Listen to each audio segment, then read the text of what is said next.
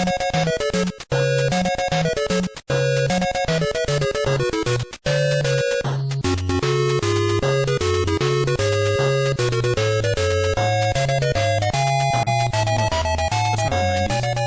have to take it there.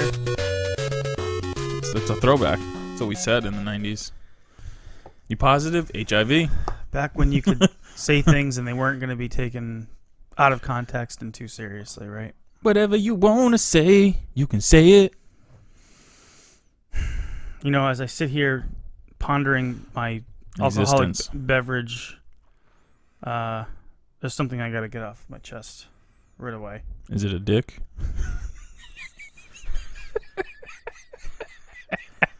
Well, I mean, the camera's right here. Unless there's something down my shirt. Well, that's where it would be. Those are some good hot dogs that we had, by the way. Some really good hot dogs. Speaking of dick on chest. Yeah, if you guys haven't had a flaming hot dog over a fire, it's got to be flaming. Well, you know, over a flaming fire. If you haven't had a hot dog on a stick, I recommend it, especially during summertime. So, Retro World Expo got canceled. I know that. So, are we not doing the intro? This is my intro. Oh. I've given up. This is my intro. Number one. Number two, can we be done with that? Because I just want to breeze by that one right now. Done with what? Talking about Retro World Expo being canceled right now. What is there to talk about? Well, how are you going to get classic games right now? Because games are ridiculous right now. Hell yeah. Prices are through the roof. Profits is up. So it's like arrests are down. Well, that's the thing about classic gaming, that you want it to be accessible for people. You want to be able to have people buy into it. And with prices going where they've gone, how do you expect for people to start collecting? If they want to, if you got a 14-year-old kid that says I want to get into the Super Nintendo, I want to start collecting.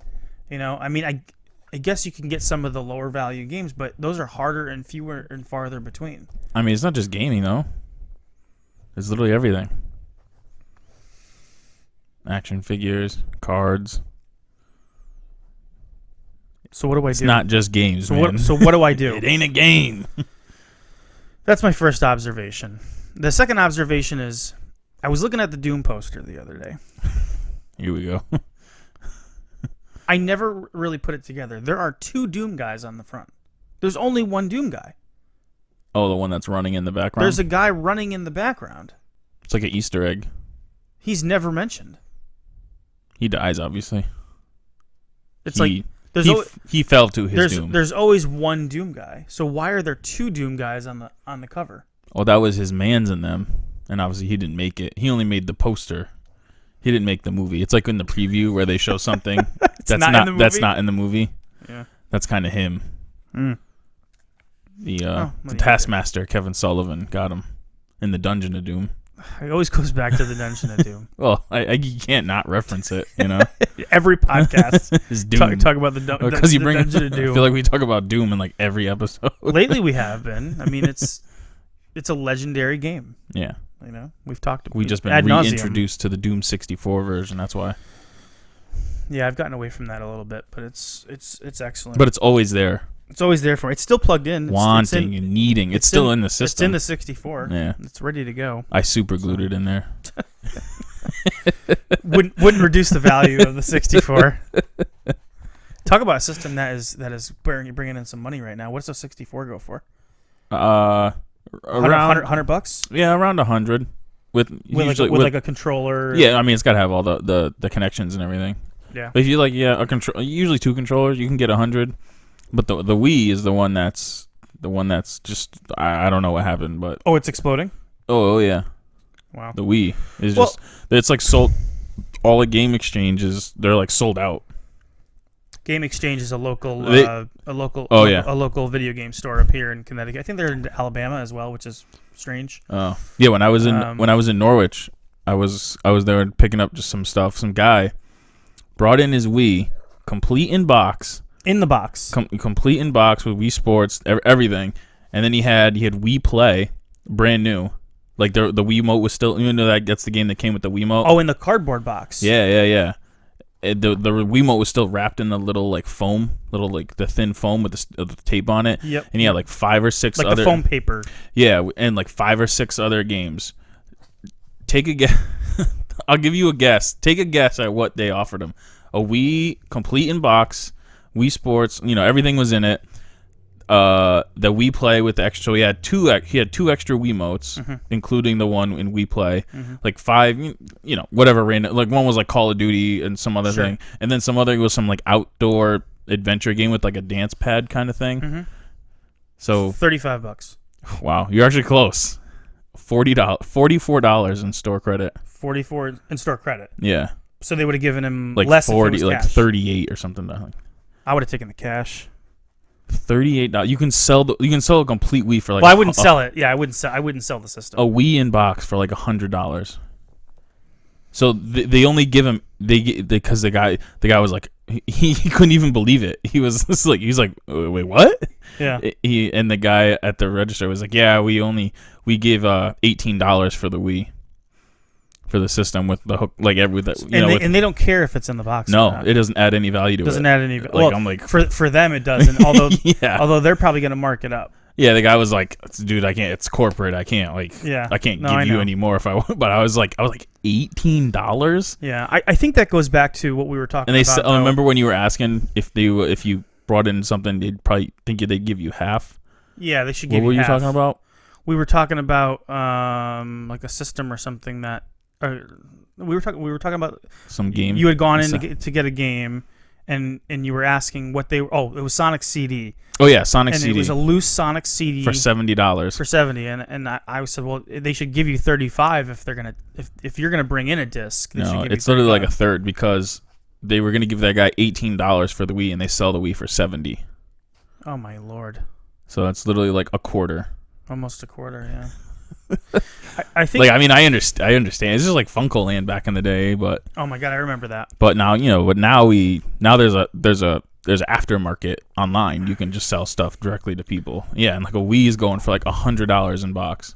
Yeah, when I was a kid, like video games ebbed and flowed for whatever reason, and I remember when Funko Land was open, and we had the Nintendo. We had already had the Sega Genesis, but we had that old Nintendo, and we were like, okay, well, there's this new place called Funko Land. We can bring back our Nintendo. We had like the Nintendo case where you put all the cartridges in. It was like a gray box.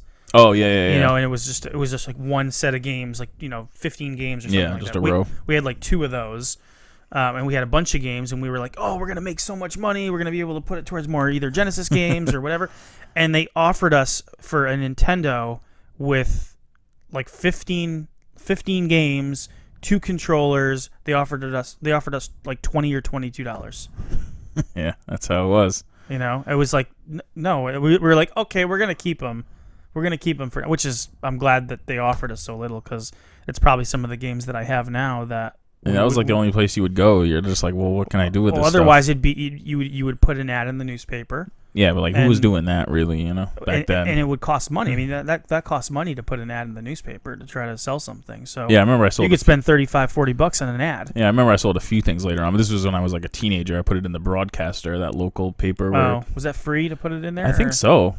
I don't even remember what I think you had to mail it. Like, you would send them what you were selling in the mail. Oh, and then they'd put it in. If you got it in by like Friday, they would put it in next week's paper. I think I sent like, maybe it was like $1. You send them like $1 in the mail with a donation with a description, and then they would put it in. Yeah, I think going back to the conversation about the Wii exploding or systems exploding, I think it's everything. But I think it goes back to also, and maybe, I mean, you tell me because you do more of that kind of stuff, but as people mature, as they get older, as they go out and they start to get jobs and start to make money, they go back to the things that were from their childhood. It's kind of part of what our podcast is. But when somebody who the Wii came out in 2006, if you were 12 when you got it, right? Now you're what, 26? Yeah. So you probably now maybe have a job. You're out of school. You're probably making some pretty decent money. Maybe you're not married yet, but you've got extra income. what are you going to do? Well, I want to get my Wii again. I want to get the Wii that I had. I want to get the games that I had. Mario Kart, Mario Galaxy, those games. So these things tend to increase in value. I think as people mature, you saw it with NES, you saw it with the 16-bit era, you've seen it with the 32-bit era and the 64-bit era, and now we're seeing it with PS2. We're seeing it with GameCube's obviously exploded. So there's almost this progression in time. It just means that we're getting a lot older. I guess. I feel great. I feel good. I look good. I wouldn't say that. But anyways, well, welcome to the Higher Energy Superpower. This is episode 17 of the Turbo Duo Cast. I'm your host, Salvatore Mata, and to my left is the Oral Assassin, my brother from another game show lover. He puts the ass in classic gaming, everybody. Ooh. Trenton E. Wright the third. As long as it's my ass, Well, if can't be anyone else's ass. Yeah, I mean, because if you don't have the ass in classic gaming, all it is a click. Yeah, it's like me and Billy Gunn. That's it. Boom boom. 'Cause I'm an ass man. That's a great song. Yeah. So we've got another exciting episode. Exciting because we decide what the games are, and we love the games.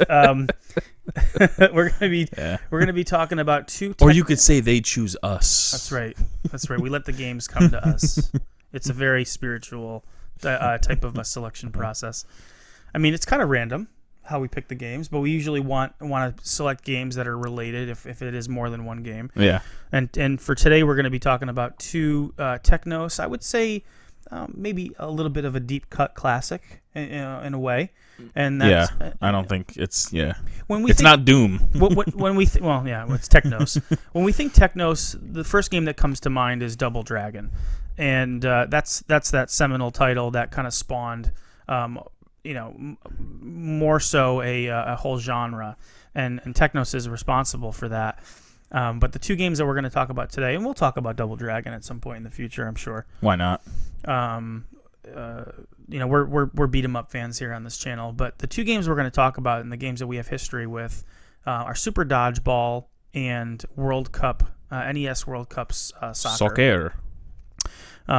Two important titles in terms of our history, but also two games that you may not have discovered or may not have seen, and could be they're relatively inexpensive games, and games that is true. Might be something that you guys want to take a look at as another game to add to your libraries and something new to experience on the platform. Take a look. It's in a book. It's kind of an important question to ask you before we get too far into it. Yes. Pecorino Romano or Parmigiano Reggiano? This is a serious question. It's really important. We were making eggplants the other day in the oven. We're getting ready to make some eggplant grinders. They were in the oven. Grinders a sandwich up here in a Subway sandwich up here in Connecticut. You more of a Romano fan or a Parmesan fan? Have you had Romano? If we're talking about TV, Ray Romano for sure. Okay, good. Romano is got a little bit more of a bite to it than Parmesan. I'm trying to. Is it Parmesan? Is that the one? No, you know what? It might be the Romano. I remember my mom would always grate it. I don't know if it was the from the block. Yeah. Yeah, it's Pecorino Romano. Yeah. Yep. Sheep's milk. They use sheep's milk. It's a hard cheese. It is. It's hard, but it creates a nice bite for the either the eggplant or the lasagna or whatever to put on top. I don't know. Yeah, I think that was the one. I remember it was like a half block kind of thing. Yep. You can get them in half circles. You can get them in. She would grate slices. Cheese when we'd have the spaghetti. Yep, spaghetti. You put it on spaghetti. Yep. Just curious. For some reason, I'd always a lot of the times I'd cut like a little block off. Oh, those are good. It's a little salt bomb. For some reason, eat it with orange juice. For some reason, it was good. Whatever. Yeah. It's just random. I don't know why I had an orange juice with it. That's kind of weird. Yeah. Kind of weird. One Kyle's Killer Lemonade. Okay. That's kind of but I'll pick it up. Let's get into some show notes. So the first thing is. We didn't have a system launch special last time. Oh yeah, and so just to let you guys know, we actually had a little recording snafu. We thought we had our equipment on, and it was, what did we have? We had the camera on, but we didn't have the audio, or vice versa. And so we had to totally re-record. But you would have never known half of the podcast. Yeah, we played it off well, but or somewhat decently. But we're gonna pick that up today. So we're gonna have a topic today to talk about and knock some systems out. Yeah, it's gonna be like a 3-year tournament. Yeah, you know what? The world's longest tournament. I kind of don't want it to end. I kind of don't want. Might as well then, right? Just do like every other. There you go. There you go. It kind of reminded me when we had that recording issue. Do you remember the movie Triple X with Charlie Sheen and Emilio Estevez? Oh, I thought you were talking. Wait, wasn't Triple X the one with Vin Diesel? Or Double X? It might have been Double X. There's a movie based off of the porn industry with Emilio Estevez and Charlie Sheen. Emilio! And damn, that had to be the late 80s or early 90s. Oh no, this is like late 90s. Double X? It might be Double X. I might be Double X. Anyways, what the fuck? This movie, I'm sure it bombed. But in like the last scene, they have like this porn company, and it was based back when there wasn't like VCRs or like home media. Yeah. So people would go to theaters to watch porn. Sick. That's what I want to do. Okay. I don't know. Maybe somewhere in the world they still have it, but and they blew out. They paid like all this money for this like special actor. I don't know who he was, but apparently he was well hung. He was very well endowed, and so they go to film. They get the scene. They get the shot. Everything was like amazing. They go back to play it back. The cap was on the camera. Ooh. That's too bad. Yeah. So that was. So then they had to bang again. They had to do it over again. The guy was all right. Well, as long as I'm getting paid, might as well. Okay. Yep. So in our last podcast, we talked about Smash TV, and I wanted to just go over, because we didn't mention this on the podcast, the scores that they got. Whoa! I mean, were we talking Game Pro, EGM? This is EGM. All right. So EGM, back when these two games came out, and I kind of cancel out the Genesis version because I would never recommend it. But if you look at the NES version and the SNES version, which were the two that we liked the most, 7.4. So any guesses on what the NES got? It was, this is September of 1991. So this is literally the cusp of the Super Nintendo coming out. Literally.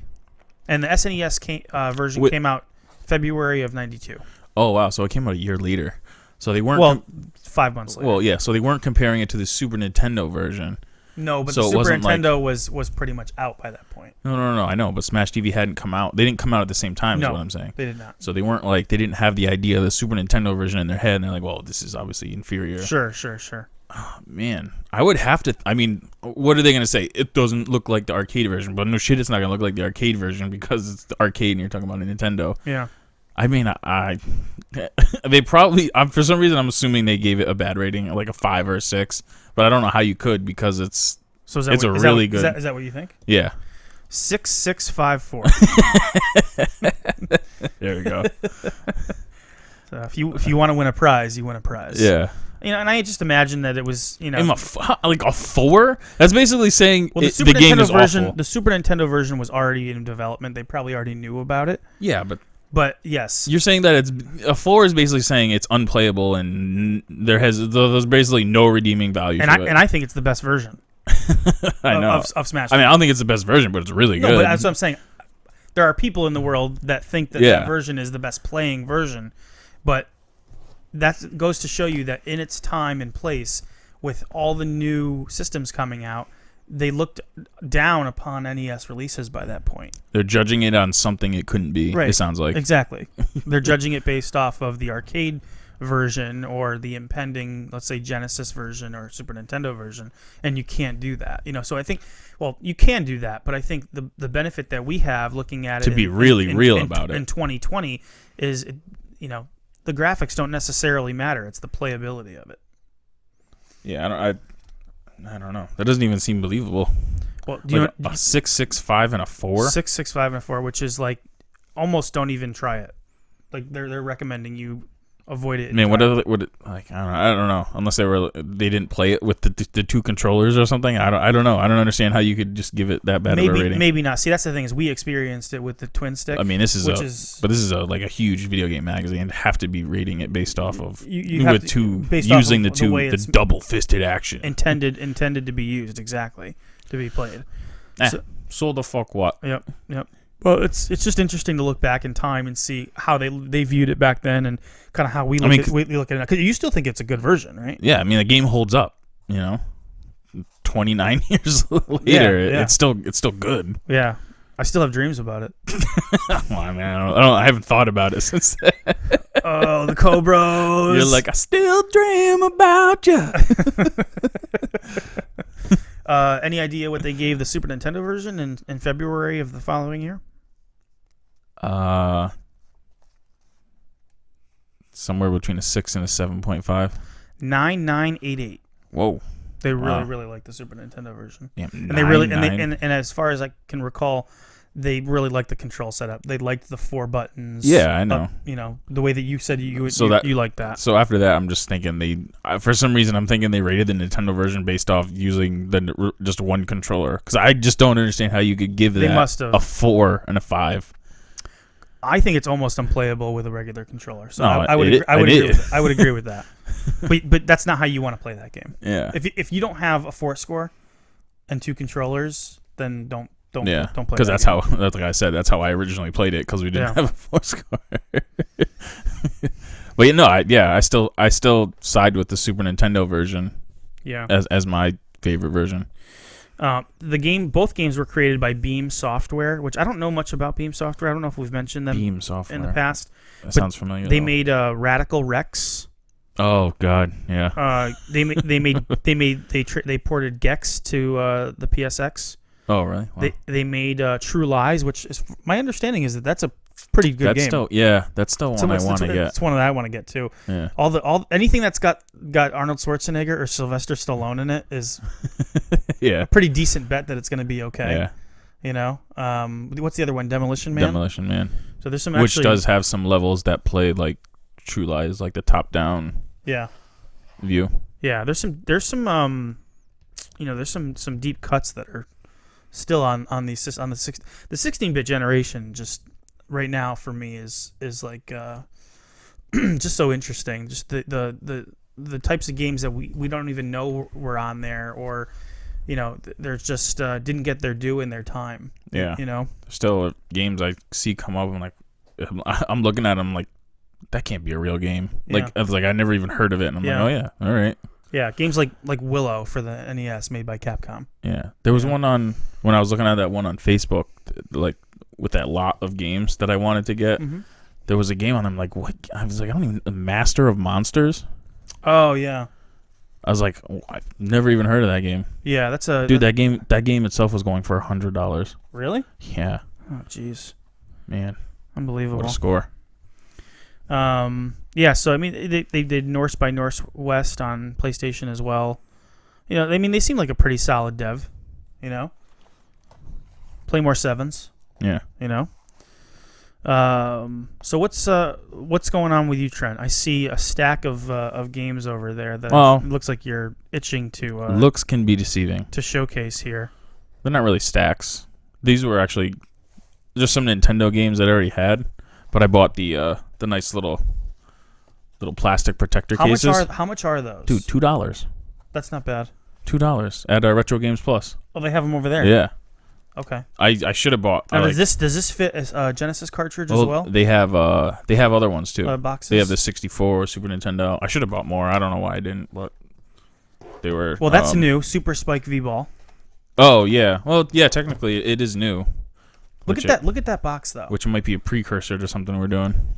Maybe. I mean, these guys are serious about their volleyball. Yeah. Then I just put some of my box games in it. Like I had Mission Impossible. We got the one we're talking about. This is a mint copy of World Cup. I bought it on eBay for $25. And it still had the shrink. Obviously, it was open, but it still had the shrink wrap on it. So it's literally a mint copy. Yeah, and for as World much Cup. as I've talked about games exploding, you found a few games recently that were what, $15, $20, $25. Yeah, that's more than reasonable, especially for an NES game in the box. yeah. And that was the other one, Kings of the Beach. Got the plastic cover for that, and I picked up Battletoads and Double Dragon on Genesis. Release, solid game. Another, I think it was $20 total. Is that complete? No, I didn't have the manual. Nah. So, but I was like, whatever. Yeah. I'm not gonna pay $40 just for a manual. Sure.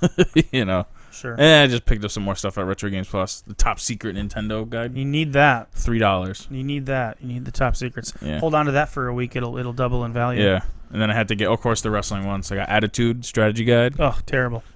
Yeah, but I got the Strategy Guide. Sure. It was $1. Mm-hmm. And then Legends of WrestleMania. That was a $2 purchase. Nice. And then to complete what we were talking about today, I found the manual for Dodgeball. Ooh. And it's weird. It's Dodgeball is one of those games where the cart is like $10. Yeah. And then you want complete. How much is it's it? like $60. Oh, jeez. It's like it doesn't equate for some reason. You're just paying for the box. Yeah, but a lot of games like that, they're like $30 or something like that. If the cart's only like less than 10. Yeah. For some reason, Dodgeball is one of those games where I don't know. More people threw the box out, I guess, than other games. Yeah, I don't know how many games that sold as well. It was kind of like a budget release at the time. That's why we owned it. It was probably a $20 or $25 game that we got because games were expensive, and it was an interesting time when we were playing games in the late 80s. So for me, Corona is still a thing. As we talked about, RWX is canceled. It's over. And last week I took the week off from my job, so I was home with the family, and I was talking with my wife, and I said, we should play a 64 game. I know you love the 64. Maybe we should take this week and play a game. And she loves she loves Rare, so she loves all the Rare games. Man, Rare. We've played multiple times through Banjo-Kazooie, Banjo-Tooie. She loves Mario 64. Conker's Bad Fur Day we've played through a few times. She loves that. Jet Force Gemini. So I said, well, why don't we try Jet Force Gemini? Oh, really? Yeah. I just threw that out there. Yeah. I had no idea you threw it. And I was like, we tried to play it, a number of years ago, and we kind of, we stopped playing. We went into something else. And she goes, is that the one with the bears and the insects and you're just shooting stuff? And I was like, thinking of Body Harvest. No, it was Jet Force Gemini, and I was like, yeah. And she just looks at me, and I love my wife. She's plenty sophisticated, but she just looks and says, sometimes I feel like we were born in different eras.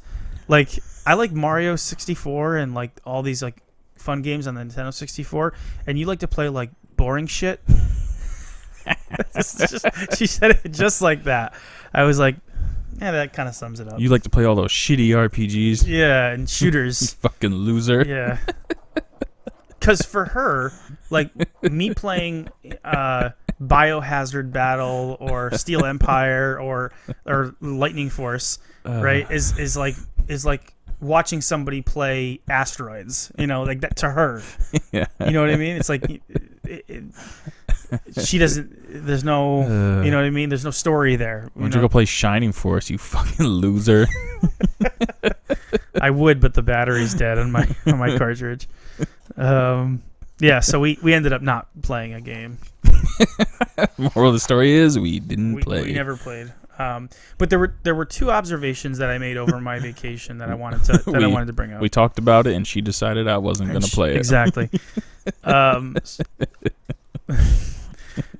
There were two games that I got over the break, or my break, I should say, that I wanted to bring up from last podcast to now. Bring them up.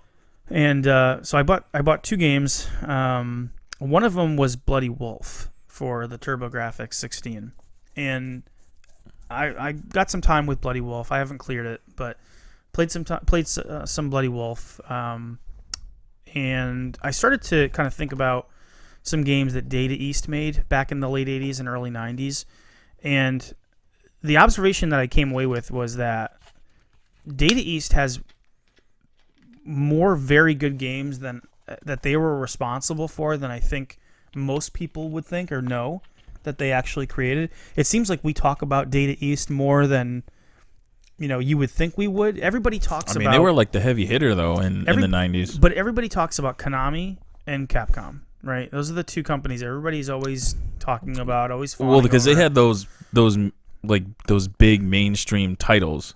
Right. I mean, Data East. They had a lot of good games, but talk about like Playmore 7s. Like they had games maybe that weren't the most spectacular games, but they were like, how we say solid, like very very good games. I mean, you think about it. I mean, Bloody Wolf, Heavy Barrel. I mean, you got to go back to Burger Time. Bad Dudes. Bad Dudes versus Dragon Ninja in the arcade. Yeah. Joe and Mac. Mm-hmm. Yeah, those. Yeah. Joe and Mac is excellent. The RoboCop arcade game. I don't know if you remember. Oh, I thought you remember that. Well, yeah. I know that's an arcade. The game. RoboCop, not the home version. No. They made Bump and Jump. Oh, that was a game I played a lot. Love Bump and Jump. Windjammers for the Neo Geo. That's like a cult classic. I know game they right remade now. it on the modern systems. Yeah. Captain America and the Avengers. Both the arcade game and the Genesis game. One of my favorites, Midnight Resistance, which I don't own, but surprisingly has maybe one of the best songs in video game history. Whoa, whoa, dude, that's a statement, my friend. I'm not here to make a list. I'm just saying when I think of like the music that I like the most in video game history, that first track from Midnight Resistance is one of the ones that it just pumps.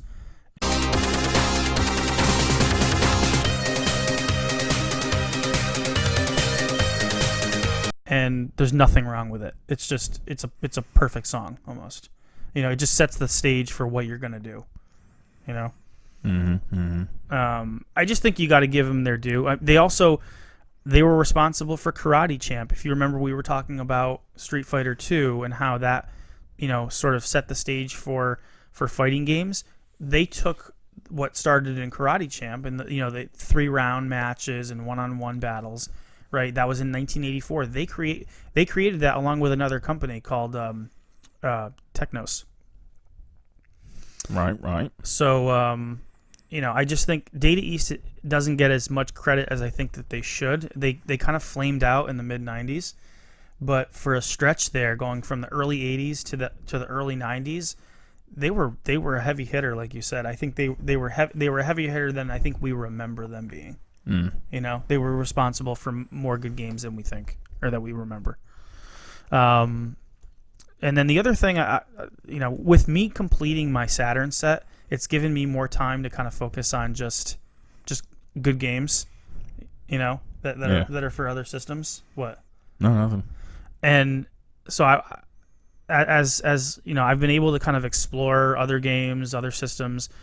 The more that I think, and I don't want to go out on a limb and say this, but the Sega Genesis, it might be the greatest system of all time. The greatest system ever. And why is that? Well, the reason I say that is for multiple reasons. I think when you look at the lineup of games from the Genesis, even now, it's like you can find games that you didn't know existed that are really, that's what I was just saying. really good.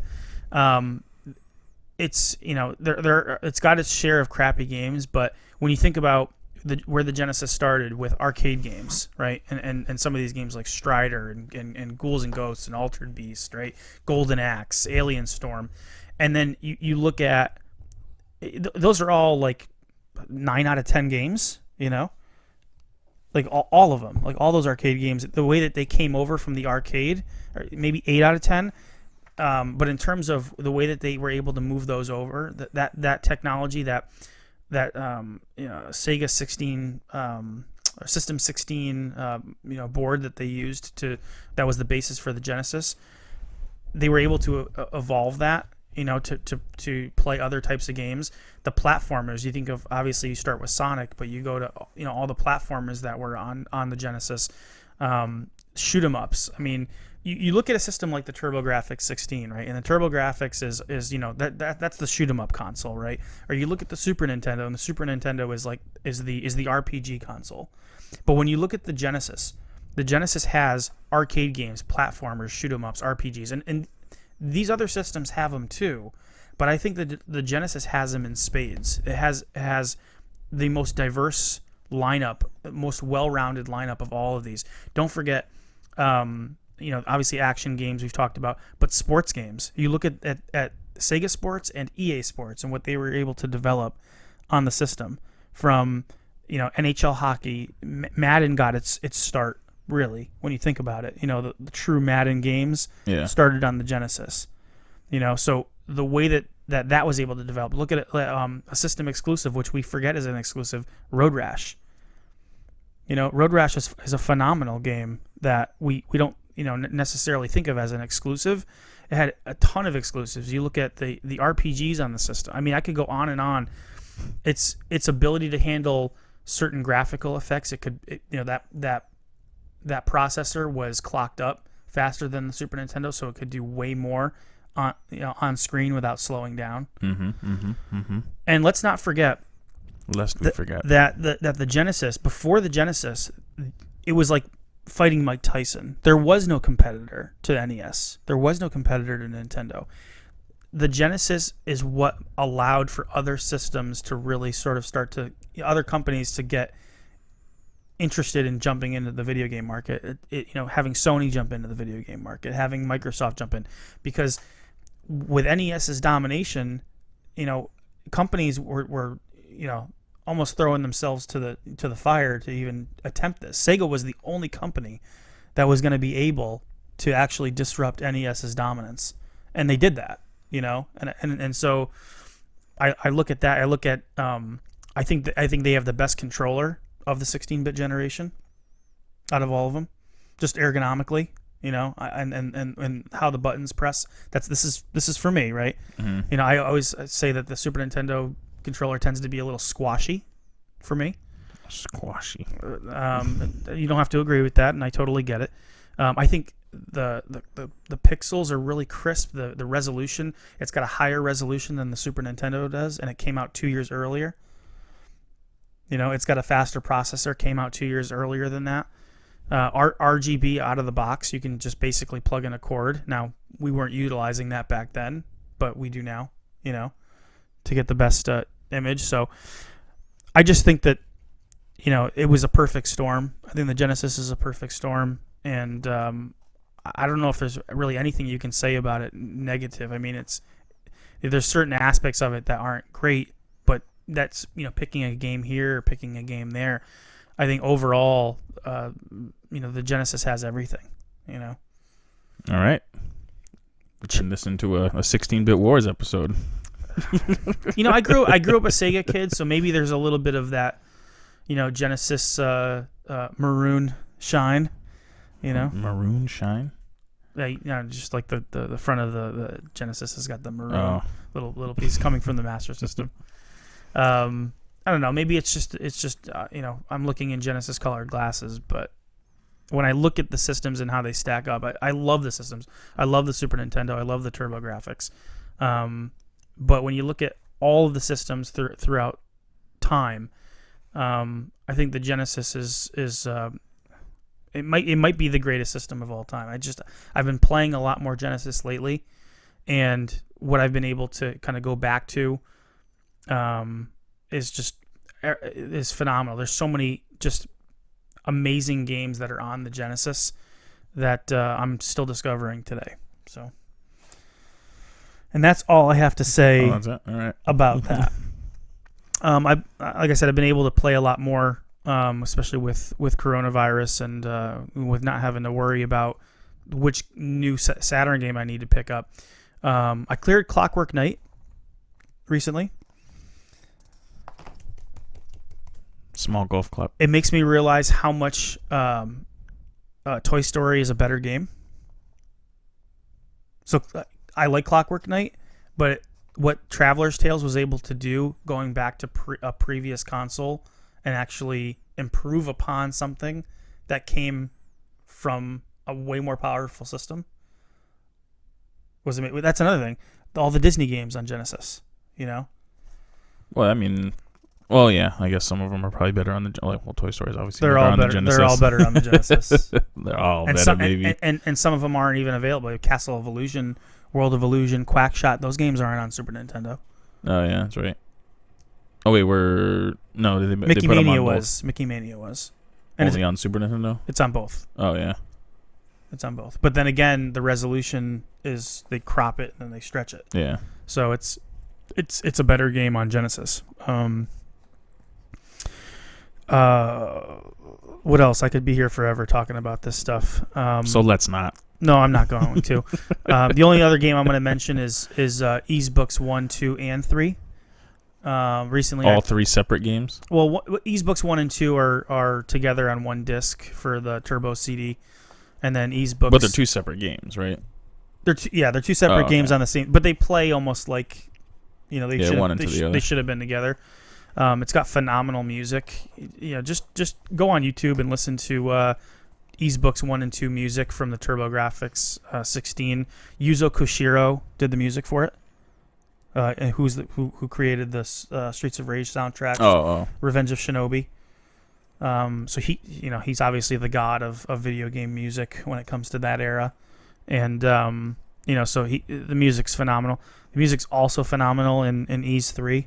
I just recently played through that. I actually cleared it last night, and aren't those like fairly long games? No, Ys really? Ys 3 actually is only supposed to be like a 4-hour game.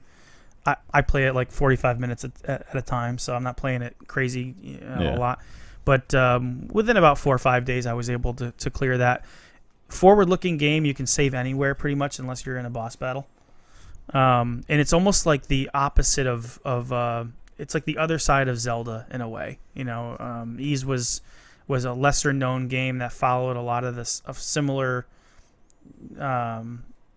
sort of what do you call it? Settings and just setting tropes and just the whole fantasy setting and that. And you got to get your armor and you got to get your sword, and you can get a stronger sword and you get a stronger set of armor and all that stuff. It does it a little bit differently, but very well constructed game. I think Ys 3 is best on the Genesis from what I've seen, comparing the TurboGrafx version and the Super Nintendo version. There's one on all three. There's really? Yeah. On the Super Nintendo? Yep. Wanderers from Ys, yeah. In the US it came out? Yep. Oh. Yeah. It's actually the most common version is the Super Nintendo version. But the difficulty tends to be really, really hard in the Super Nintendo version, and I like the Genesis sound a little bit more. Of course. That's where it's at, my friend. Yeah, if you guys get a chance, listen to the song "Heated Battle" from Ys 3, and you'll know what I'm talking about. Yeah. So I mean, that's about it. Why don't we get into a little modern retro moment, also known as our "It's Still Real to Me, Damn It" moment. It's still real to me, damn it! So Trenton, we actually got in a set of the Pound brand Genesis 2 Pound Town HDMI cables. That indeed we did. Which you can find videos on YouTube talking about the Pound cables and the Hyperkin cables, and what do people recommend. I think we're just going to give you our take on the cables as we saw them, comparing them to a FrameMeister, which I think is not side by side, but just we plugged one in, played it for a little bit, and then just tried to see if we, just by eye, if there's any like real huge difference in like clarity or picture quality. Yeah, I mean, if our opinion is valuable to you guys, I mean, because you're hearing it from, we're not commercialized. We're just trying to give you guys our honest thought here. The FrameMeister is considered like the top of the line. With that, with an OSSC, are usually you got cords on cords on cords. Yeah, those are considered the ones you're going to spend $200-$300, sometimes $400 on. So you really want to compare the quality versus the cost with any of these sort of upscaling devices. Yeah, and I mean they're mainly they're mainly made just so someone Also, complexity too. Like, how complex is it going to be to put an OSSC together? Yeah, I mean, they're mainly made for people to pick up. Like, they have their old Genesis or Super Nintendo laying around, and they have a TV, and it only has HDMI in it. But you don't want to use composite. Yeah. Or some. I mean, I don't know. Maybe some new TVs don't have component inputs on them, do they? Or Most don't have component inputs. Yeah, so it's like you only have HDMI, so you literally or composite. Most of them have composite still, which doesn't make any sense. Why would you? Wait, they'll have the red, white, and yellow? Yeah. But not component? They don't even have the red, white, and yellow. What they have is a little, like, 3.5 millimeter jack, and you plug in a cord really? I've never seen that. has the yellow, white, and red on it. Oh, I've never even seen that. Yeah, like the LG that I have. Oh, yours does? Has that in the back. I'm never going to use it, but it has that where you can. Well, yeah. Where you can put that in. Like I'm saying, yeah. So most people have the yellow and the white, and so if you, what I can say off the bat is, at least from my perspective, is the pound cable blows that out of the water. Well, I mean, you would hope so, right? If it's versus an internal scaling solution. So basically, if you don't use something that's got HDMI, what's happening is that your TV is processing that composite image and then scaling it up, and there can be a lot of inefficiencies with that. There can be a lot of visual issues, sound issues, mostly visual issues that you're going to run into. But I mean, do you want to give your perspective on the pound cable and then that versus like a FrameMeister? So I mean, I mainly got it because I have my the most precious, Absolutely. the Sega CDX. I love that thing. So I mean, I wanted something where I could play my. There's a lot of things you have that I'm going to steal someday. Midnight Resistance. What was I saying? Oh yeah, so I mainly got it so I could play Sega CD games and not have them look like trash on my TV. Right. So I had just put it on my TV and I was like, wow, this looks really crisp for just like basically like a plug and play HDMI kind of thing. We had to fix the settings a little bit. Well, I'm saying when I had it on my, I didn't have anything to compare it to. I just put it on my TV. at your house. Yeah. So and then I put in Pitfall, and then I played You have Pitfall on Sega CD? Yeah. Oh, such a good game. It is. It's pretty good. I texted you that Pitfall. night. I was like, dude, Pitfall's pretty solid, no, man. it's awesome.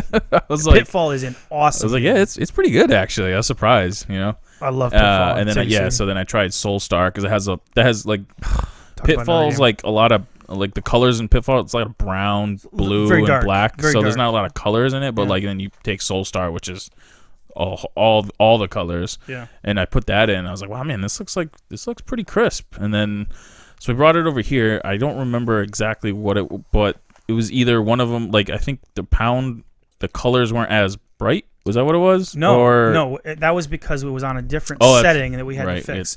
It was that the image. So, what did you pay for it? It's a $30 cable. Okay, so it's a $30 cable versus about a $400 now upscaler, right? The FrameMeister to get the box and yeah. So and you're gonna need SCART cables, and you're gonna need all this. You're talking, call it $450, $500 all in on a FrameMeister. So, which I mean is worth it if you have like you do. You have like 12 different systems and all that. I guess, right? It works for my game setup. Yeah. For the way my game setup is. If I didn't have a FrameMeister, I'd have to figure something else out. But I'll tell you right now, $30 for the pound cables is a way better value for just trying to make your games look good on an HD as opposed an HD TV. I would say the colors were fine. I thought that there was no input lag. The only difference between that and the FrameMeister was that the image was just a little bit softer. Like there was a bit of Mm. processing that they did inside of the box to kind of soften the edges a little bit. Yeah. But the color depth was pretty good. I thought that everything, for the most part, looked good. If you're sitting on a couch, 8 or 10 feet away, it's once you start. See, the thing is, we're comparing them side by side. If you just plug this in and you're playing, you got to be ecstatic about the. Yeah, image. the average person is just like, I just want to be able to play it and and not have it look completely like terrible. like shit. I mean, some people don't even. They'll just plug in the composite cables or whatever, and they'll be fine. Yeah. But yeah, I don't know how the other ones, because I know they have one for the Dreamcast, the Xbox. I don't know how those ones compare, but the Genesis one's really solid. But I think the Genesis one, just that system itself can create a better picture. I think than like the Super RGB, Nintendo when you try to upscale it and everything. RGB through any Genesis is going to look pretty darn crisp. Well, I would assume the other ones are probably fairly good. They're kind of like a reputable company that have put out those cables. So I definitely recommend if you can get them for $30.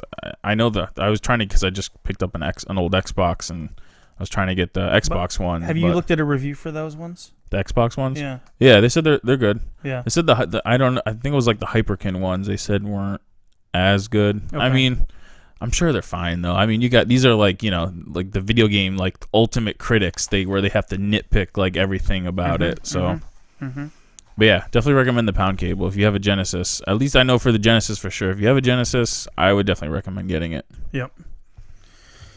All right.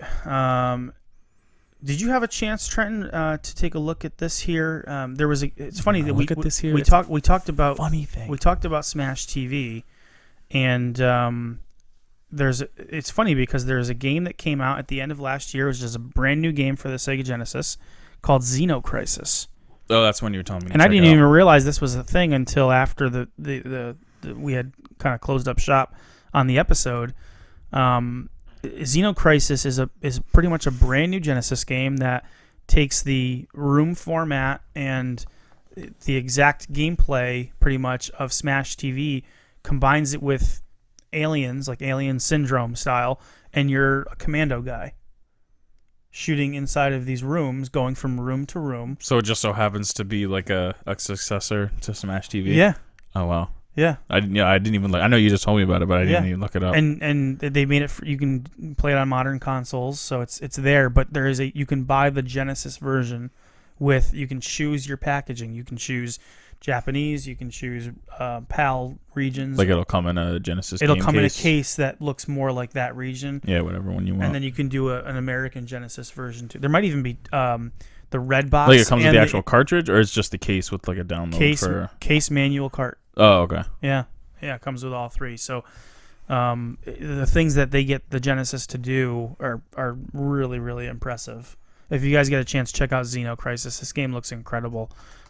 Sadly, I didn't hear about it, and I think we pretty much just missed it. So to get a copy now might be difficult. I'm not sure if they have more copies available. They did only like 500 copies or something like that, probably. I have to check, but it looks really, really cool. And I just think it's cool in general that they're still making games, that companies are going out and making games for old systems, paying homage to those old systems. Yeah, just like they did like with the Jaguar.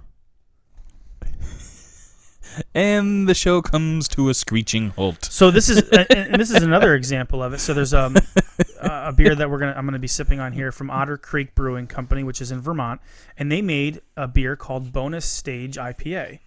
Galaga. If you can see that, and actually on the box it says it has arrows and it points up, down, left, right, BA star. Which you didn't even notice. No. I was like, hey, it's got the Konami code on. Yeah. You're like, oh, I didn't even notice that. Yeah, and the aliens are made of hops. The bug aliens hopping across the screen. Right. Next level New England style IPA. So this is the kind of stuff that really is really cool. It's so near and dear to my heart. When you've got guys that are paying homage to the games that they love from their history and pay homage, respect. Can you say one better than Galaga? I mean that's about as classic as you can get. So I'm a Galaga head, I know you are. You're into that. When we used to go to the arcade, you'd seek out that cabinet. All right. What do you say we do our system launch special, Trent? And we'll get. Oh God, I can't wait. Yeah, let's just do one. Let's just do one of these here. Good. Let's do the. Let's take a look at our bracket here. It's been a while. The paper's all faded now and wrinkled. That's it. So, do you remember where we are? Yeah, we got in the final four. We've got two spots that have been filled. We've got the Dreamcast, and then on the other side of the bracket we have the Super Nintendo.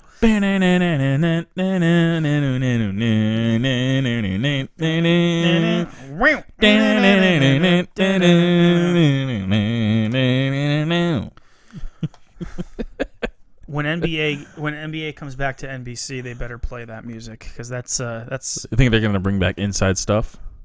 I thought they already brought it back. Oh, did they? Ahmad Rashad. Oh, the top 10 jams of the week.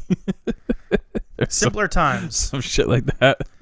That's what we're talking about, though, man. Simpler times. All right. So what are we fucking with? I like how you can be so subtle. So let's do the Saturn and the NES. How's that? If that's where the cards lie, then we got to play them as they lie. You know. I hit it off of Frankenstein's fat foot. All right. So let's see here. What do we got? You don't even know what we got, but we're gonna do it anyway. Here we go. So we've got the NES with 10-Yard Fight, Baseball, Clue Land, Donkey Kong Jr. Math, the ever-present Donkey Kong Jr. Omnipotent, Math. some would say. That's a game that probably goes for hundreds of dollars. No, it's actually not. But it's like a $30, $40 game right now. What? Donkey Kong Jr. Math? Yeah. No. In the box? Well, you didn't say in the box. Oh, in the box, it's got to be a couple hundred All right, bucks. well, anything in the box. We got it. Duck Hunt, Excite Bike, Golf, Gyromite, Hogan's Alley, Ice Climber, Kung Fu, Mock Rider, Pinball, Super Mario Brothers, Stack Up, Tennis, Wild Gunman, Wrecking Crew. That is a list of games. On the other It's hard. It is hard list. On the other side, we've got Virtua Fighter, Daytona USA, Panzer Dragoon, Clockwork Knight, Worldwide Soccer, Pebble Beach Golf Links. How do you start a conversation about the Saturn versus the Nintendo Entertainment System? Has anybody ever compared the Saturn to the Nintendo Entertainment System? Initial comments. I can't say that. I don't think they have. I mean, when you obviously the Nintendo Super Mario Brothers. Well, that's the number one. Yeah. So I mean, that's the god. And then the number one on the Saturn, Virtua Fighter.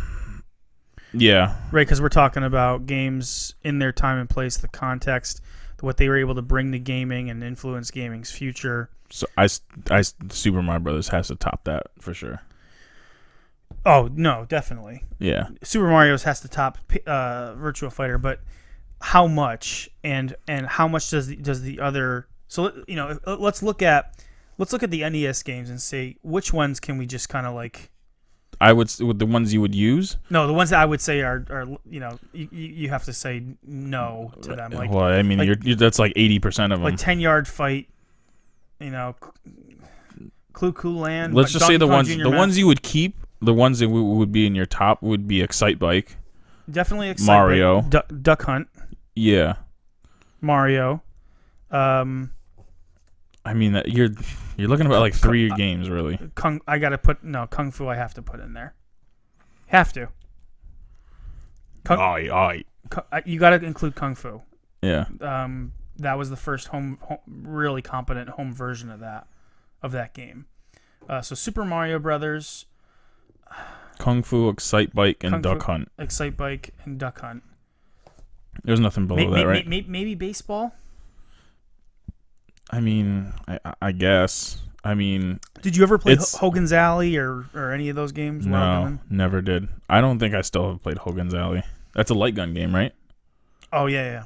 Yeah, we were talking about marksman shooting and how it was like a cardboard cutout. That is Hogan's Alley. Stack Up was with the robot, right? Yeah, I mean, as far as I know, it had those little like discs or whatever. I don't know much about Stack Up. I have to admit that I don't know much about Stack Up. I mean, I don't even know what the hell Wild Gunman is. Wild Gunman, it's the cowboy goes on the screen and then he says it's like. Is that another light gun game? He says draw and you have to shoot him before there's a time. Let's say it's 1 second or 0.5 seconds and you have to shoot him before the timer goes up higher than that. Well, it's hard to say. Let that simmer. Okay, so the standout titles on the NES. Yeah, you have 4 games: Super Mario Brothers, Kung Fu, Duck Hunt, and Excite Bike. Duck Hunt, Excite Bike. Right. Yep. Would you say those are the 4 best games from that launch? Yeah. And then the Saturn only has 6 games. Iconic games, right? Yeah. Which would, I mean, if you're talking about iconic games, then To who though? To I would if you said what? The general population. I mean, if you look at Duck Hunt. No, I know, no. I'm Duck talking. Hunt wasn't the first. I'm shooting talking. game, No, I know. I'm but- talking about the Saturn.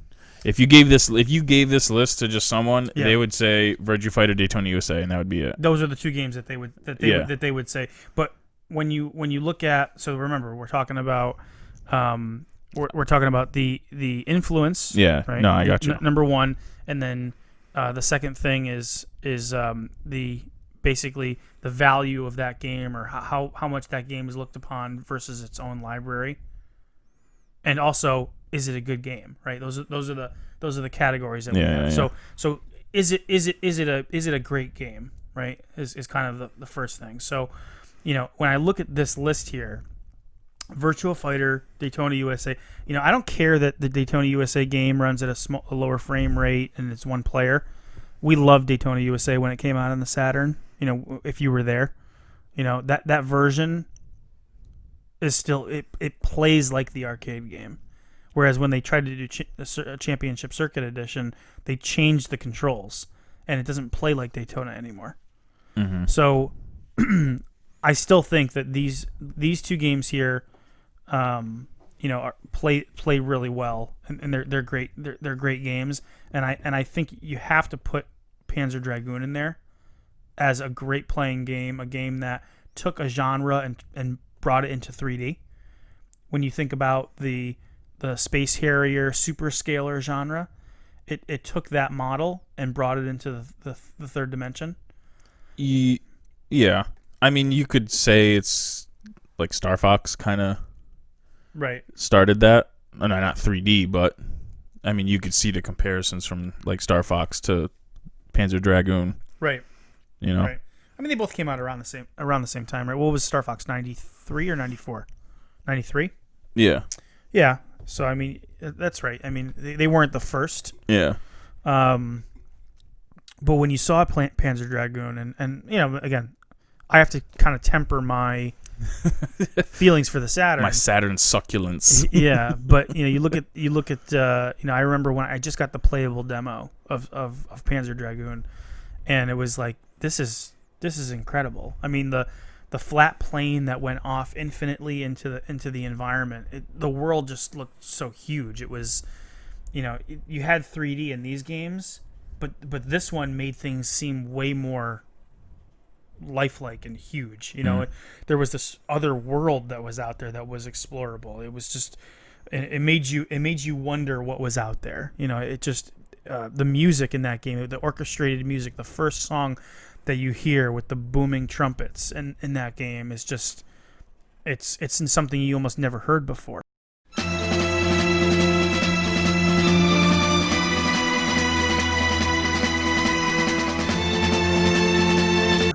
The orchestrated music. I don't know if there was much orchestrated music in a console game before Panzer Dragoon. I think that has to be noted as something that was an influence on games in the future, that it brought in orchestrated soundtracks. I think Turbo Games did as well.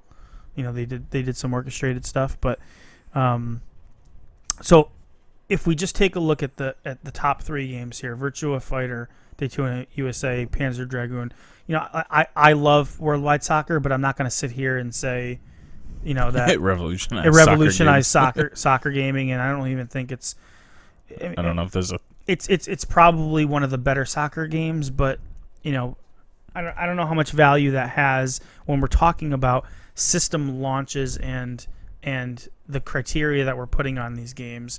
Mostly are they good games, but also what I think if the Saturn's going to beat the NES, how do you get by this juggernaut here, which is Super Mario Brothers? The juggernaut.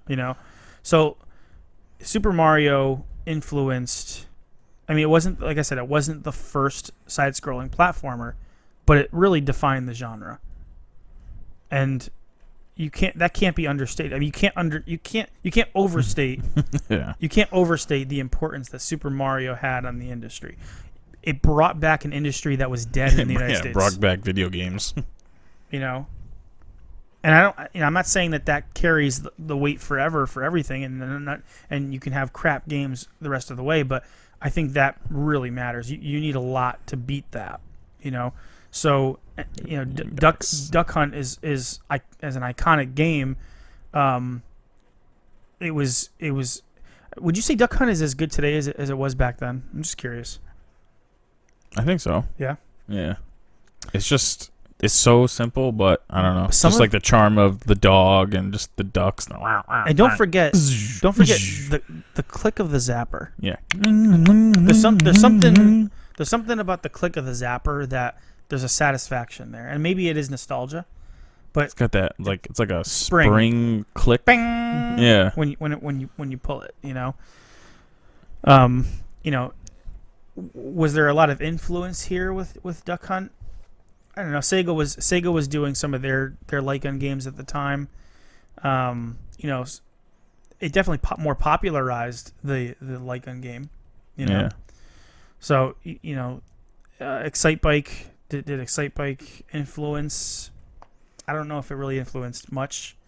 But I mean, it did have the whole create a track thing that was kind of revolutionary at the time. You could save them. At least in Japan, you could. Yeah. And Kung Fu, the first home port of a game that started the beat 'em up genre. I mean, effectively started the beat 'em up genre. When you think about it, an IRIM game that was brought over to the NES in the launch. So, the more that I think about it in terms of the quality of the games and also the irreverence in the library. When you look at Duck Hunt doesn't matter where you're at in that library, people want to play Duck Hunt. That's why they packaged it 3 times. Yeah. Duck Hunt Mario, Field and Track, or Track and Field, or whatever. Right. So, I don't know if Excite Bike is necessarily, when you look at all NES games, if it's in the upper echelon of games, but I think Duck Hunt is, and I think Super Mario is. Well, I mean, that's a given. Right. I don't think Virtua Fighter is regarded as one of the best Saturn games, because everybody points to Virtua Fighter 2. I guess it's more iconic than it is a good game. Right. Today I would say I love Virtua Fighter. Like I could still play Virtua Fighter right now. Yeah. And I judge those games differently. But when you look at the library as a whole, yeah, you're not thinking. If you ask somebody, hey, do you want to play Virtua Fighter? They're going to say, well, I'd rather play Virtua Fighter 2. I think a lot of people don't. They don't really know. But if a gamer, I'm saying. Yeah. You know what I mean? And I think the Saturn has a really strong library. I think this list is actually really, really strong. I just don't know that it can beat the NES. I would have to agree, my friend. As much as I love the Saturn, and I think these games are amazing, it's if Super Mario Brothers wasn't here, then I think that the Saturn wins. But if Super Mario Brothers knocks out, let's say, the top 2, right? It's got to knock out Virtua Fighter and Daytona USA. That leaves you with Panzer Dragoon versus, Duck Hunt, Kung Fu, and Excite Bike. And I don't think it can overcome those. And that's not to say all the other games that are on here. So I think it's close. I think it's close, but I don't think I can give it to the Saturn. No, definitely not. I mean, you can also, if you just talk. So, I mean, if you are just talking about launch games, obviously, I mean, you could also factor in the variety of games, and you can. I mean, I don't know all these games offhand for the Nintendo, but I would probably assume most of them are good. Like baseball's probably solid. Baseball to me is like that's a game that I played as a kid. That the sounds of it still bring back memories. Yeah, or golf is just it's a standard golf game for 1985. That was one of the games my brother and I went to FuncoLand when we were buying NES games again. That was one of the first games we jumped to. Remember I talked about Jaws? Yeah. And you were like, you bought Jaws? Like, I love Jaws, right? It's not a great game, but I love it, right? And I said the next game we grabbed was golf. And I know that sounds rudimentary, but it's just simple fun. Yeah, so that's what I'm saying. Like, once you take off the heavy hitters, I mean, there's still got to be other games Right. that complement those. Right. And you can knock off a game on the Saturn that would, kind of be complementary to that, Yeah. Maybe golf knocks out Worldwide Soccer, or maybe baseball knocks out Pebble Beach Golf. Yeah, so you just have due to the games you fact can of the compare number- to, the and number then of you're games. left with still a bunch of other games that are probably still good, like pinball.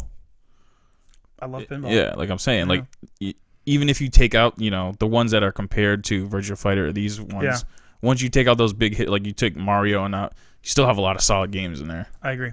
I agree. So sometimes the quantity over quality can help. I think quantity is sort of like a number 4 on our list in terms of like the criteria. Yeah, 'cause but I'm just- saying, just but due you to the have both fact of- here.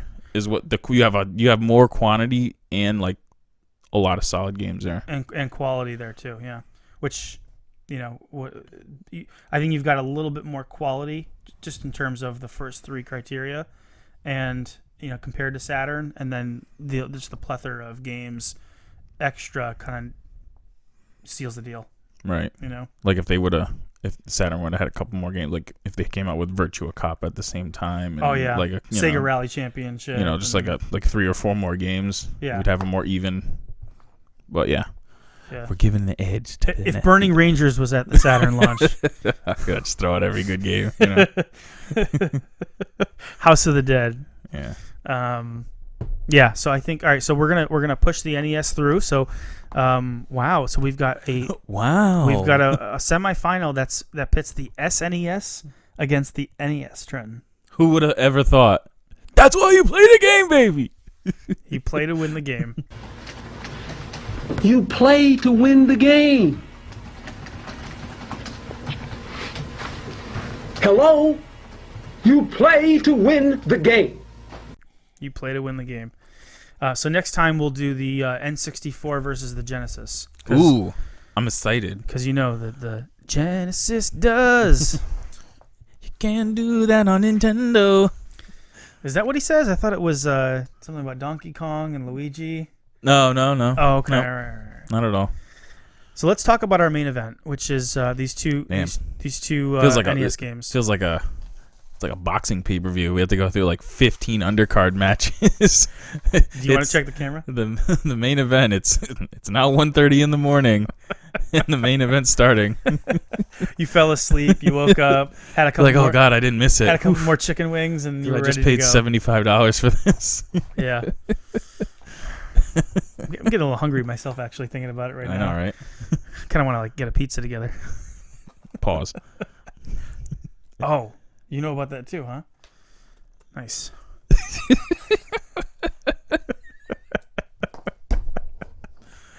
Is that code? It is. It's apparently my wife has been telling me about all these crazy things with Jeffrey Epstein. So that's a whole nother. Cool. That's a whole nother podcast. Yeah, we don't do that here. No. So the two games we're talking about, as I mentioned, were Super Dodgeball and Nintendo World Cup. Super Dodgeball in Japan is known as Neketsu Koko Dodgeball Boo. And Kind of like that better. Nintendo World Cup is known as Neketsu Koko Dodgeball Boo Soccer Hen. Wait, say that again? It is Neketsu Koko Dodgeball Boo Soccer Hen. So it still says dodgeball in it. It does. Oh, I just wanted to be sure. It's 2 words, right? World Cup soccer. Nintendo World Cup Soccer, yeah. So and they just wanted to throw in the dodgeball in there too.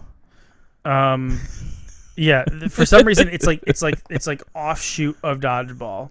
Like Dodgeball was the first game, and this is the sequel. We went from Dodgeball to soccer. It's dodgeball soccer. Yeah.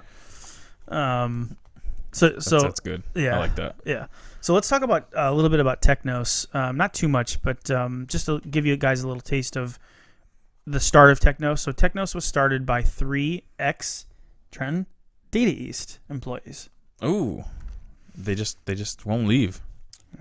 Developers. It was funny, just as we were developing and as I was putting the script together for this, or the guide marks here, Going off script. Just the fact that I wanted to talk about Data East, and of course Technos comes from Data East. So, but they started their own company in 1981. I could be wrong, but I think it's 81. One of their early projects was the creation of the Data East game Karate Champ. Ah, So they actually funny. You they- just brought it up. They huh? developed Karate Champ for Data East, and we talked about how that's where that game's place is. I didn't play it as a kid, but it sort of was the beginnings of that one-on-one fighting genre. They're best known for Double Dragon, which is a conversation for another day. That's a lot of conversation. But the original theme with both of these games is based around, and at least in the games in Japan, it's based around high schoolers and rival schools in a fictional Japanese setting. Like River City Ransom. In Dodgeball, in the American version, there's 2 American teams that are vying to become the American team that goes against all the other countries. In the Japanese version, it's 2 high schools that are facing off to represent Japan.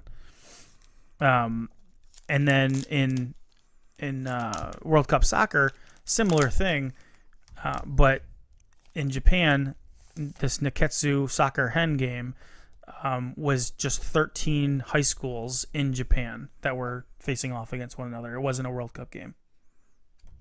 I see. So it was completely, relocalized when it was brought over here. I think it was smart because America sort of prides itself on that international superiority. We're the best at sports, that kind of thing. USA. Right, exactly. It's USA! USA! USA!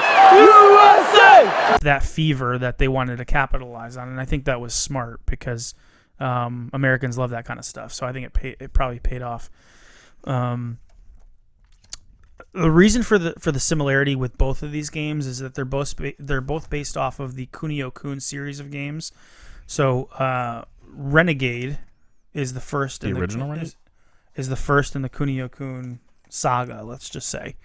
And that game's called Neketsu Koha Kunio-kun, which is... Wait, the characters from Renegade, they don't look the same, right? They're not like... No. So Renegade is the engine for Renegade is a little bit different than these games. But in terms of the setting, in terms of the theme that flows through this, it's all based off of... so Kunio is based, that character his name is Kunio, is based off of, and it pays homage to the guy who started Technos. His name is Kunio Taki, and so they wanted to pay homage to him, and so they created a game and they named the main character Kunio Kun. Kun is basically like boy. And so this kid is a high schooler, and Renegade we've played Renegade in the past. Yeah. He's a high schooler who's fighting thugs. I'm sure to probably save a girl or something like that. And that was sort of one of the first beat 'em up style games that we saw, and it came out of Technos. They're kind of like 1950s sort of like James Dean style characters in terms of their image. Yeah. Especially the guy in the kind of, now that you say that, the like white T-shirt and jeans, looking hard. I'm just saying back up against the guy on the front cover of the Dodgeball he's kind of got that. I mean, without that messed up face, it's kind of got like that James Dean kind of look. Yeah, to him. That's how the characters sort of were created in that 50s tough guy. Marlboro Red. Lucky Strike. He's got the cigarettes under his T-shirt sleeve. Camel wide non-filters rolled up under the sleeve with a black leather jacket. Got to smack the pack. Exactly. Both games have the same composer. His name was Katsuo Sawa. They both share a programmer, Mitsuhiro Yoshida. And so the controls and the sounds are very, very similar in these games, and they both appear to be running off of the same exact game engine. Yeah, I would think so. So Super Dodgeball was created and brought over to the United States in June of 1989. Technos was the developer, but it was actually published by a company called CSG ImageSoft. Any idea? Does that kind of stir anything for you? CSG ImageSoft? ImageSoft. CSG ImageSoft became Sony ImageSoft. Oh. So they published a lot of the Super Wasn't Nintendo thinking and Genesis games. Like I think Lion King might have been one of them. ImageSoft? Sony ImageSoft. Oh, okay. With the, yes. with the feather. Yeah. And the red background. Yeah. The Cliffhanger. Cliffhanger was one of them. Yeah. Last Action Hero.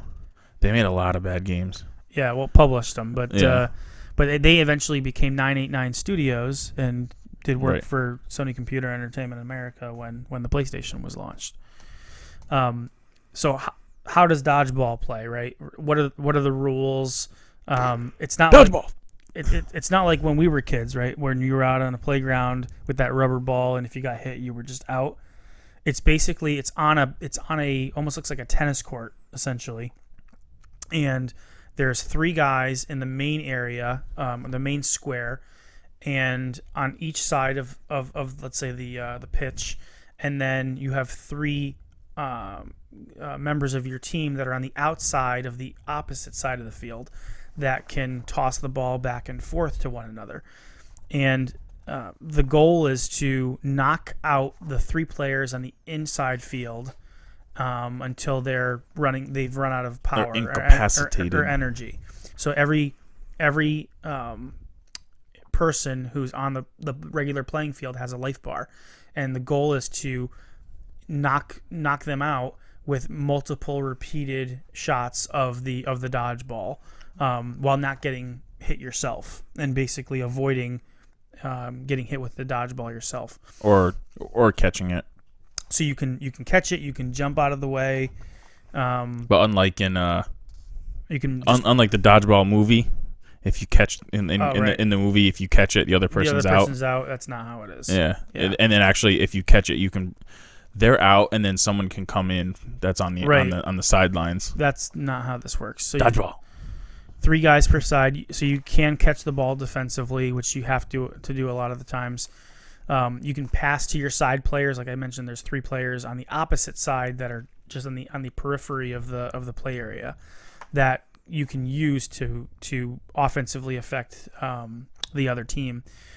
You can jump and throw in this game. There's a running super throw. Which is crucial. Yep, you need to master that, and there's a running jumping super throw as well. Oh yeah, And actually each- that's like the ultimate one. and each character has their own super throw that they can actually take advantage of. The game has sort of loose controls, and there's a little bit of a delay in the controls. So when you want to throw a ball or you want to catch a ball, you tend to have to press the button like a third of a second before. Yeah, I guess you could say that. You're anticipating something happening. Violence is strongly encouraged in both games, both World Cup Soccer and Super Dodgeball.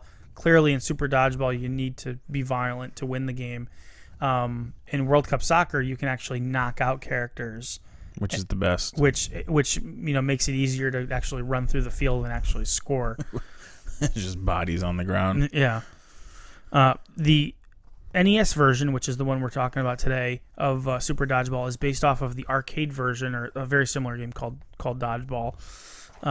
It was also ported to the PC Engine, which is the Japanese TurboGrafx 16, which is actually we picked that up recently as well. Oh, you have it, right? Over at Game Exchange. Yep. Did you? Wait, the one that we played recently. That was the Nintendo version? That was the Nintendo version. Yep. So we haven't played that other version then, huh? Is it the same? I have. I've played it, but you haven't played it. The only difference is the PC Engine is more faithful to the arcade. Right. So the captains are larger on the screen. They're sort of a different character model. They're larger and they're more powerful. Oh, okay. All right. Yeah. So on each team, in those games, there's 3 characters per side or 4 characters per side, but there's one character that is larger than the rest, and that's the captain. They've usually got more energy. Their super throws cause more damage. In the PC Engine port, you can actually, after you win a match, you can recruit the captains from the other teams to join your team. The captains from the other team. Yeah. Okay. So let's say you beat England. Yeah. You can recruit the England captain to take over a spot on one of your guys. Why would you want him when you just ragged on that ass? Because you have to defeat aliens. Oh, do you? Yeah, because the story of the game is that there's aliens that have come to Earth that you need to. And you have to solve it in a game of dodgeball. Exactly. Right. As you should. It makes a ton of sense for 1989. The fuck? I didn't. Man, I definitely want to try that one then. On the downside, with the NES version, there's a ton of flicker in this game. The NES is really putting in work. There's just not Too enough many characters. There's just not enough, there's too many sprites on the screen that can be on the same scan line. That causes a lot of flicker, especially with throwing super throws. It's got a defined set of rules, but it doesn't take itself too seriously. I don't think either of these games take themselves too seriously. It's a short game, but it's perfect for a short play session. I think, and that goes for both games as well. Yeah, it's kind of. It only took 45 minutes to clear it. Yeah, maybe a little less than that.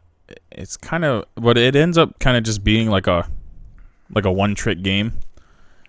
It's like you take the ball, do your run and jump, throw, and it's just like that. Like you just kind of. You have to. It's timing. You have to make sure you can catch a ball or get out of the way. Yeah. But I'm saying in terms, there's like strategy-wise or gameplay-wise, it's like. Because the running jump throw is like the ultimate kind of throw that will always knock them down. If you can pull it off. And then regularly. That's kind of like, it's pretty much your go-to move. You're just going to do your running, either the running jump or at least the running throw. And that kind of ends up just being like a 1 or 2 move kind of thing. Because there's some, you just boom, boom, boom. And then like there's some teams where you just can take out in like 5 or 6 hits. And then you're just right to the next game. Yeah, I think it was... Russia? It was or the one after Russia? Was Japan or England. It was just or Iceland. They had huge health bars, but they got destroyed in like 5 seconds. Whereas took like 2 hits. India had really short, power meters, but every shot took off 1 life bar. Get that stamina. So they had a lot of stamina to be able to last a longer time. I think the longest match is versus India, no matter who's playing. Let's talk about the sound. We were talking about Data East and we mentioned Capcom and Konami. One of the things about Capcom and Konami is when you play one of their games, you tend to know it's that developer. You tend to know when you're playing a Capcom game. You tend to know when you're playing a Konami game based off of the sounds that you're hearing. Right. I mean, for sure with Konami. Yeah. And I think Technos is very similar. I think you tend to know when you're playing a Technos game. I think maybe because a lot of those games were the sound was generated by this Katsuo Sawa. So he actually did a lot of the soundtracks and he worked with other sound engineers to create a lot and help and support on the other games that they created at Technos. But you tend, these 2 games, the sounds, actually there's sounds that are taken, that are passed on in World Cup Soccer that are originally from Dodgeball. Like the super throws and the super kicks. And the super kick. Are identical for the most part. Jeez, I can't even remember. But I take your word for it. Yeah. Each stage has its own music, which I think is excellent, and it really sets the mood for each country that you face. So when you go to England or Iceland or India, every stage has its own sort of musical theme. The Japanese team, when you play the Japanese team, it plays a version of the song is I learned this is Sakura Sakura, which is it's one of the songs that you hear it in a lot of Japanese games or movies where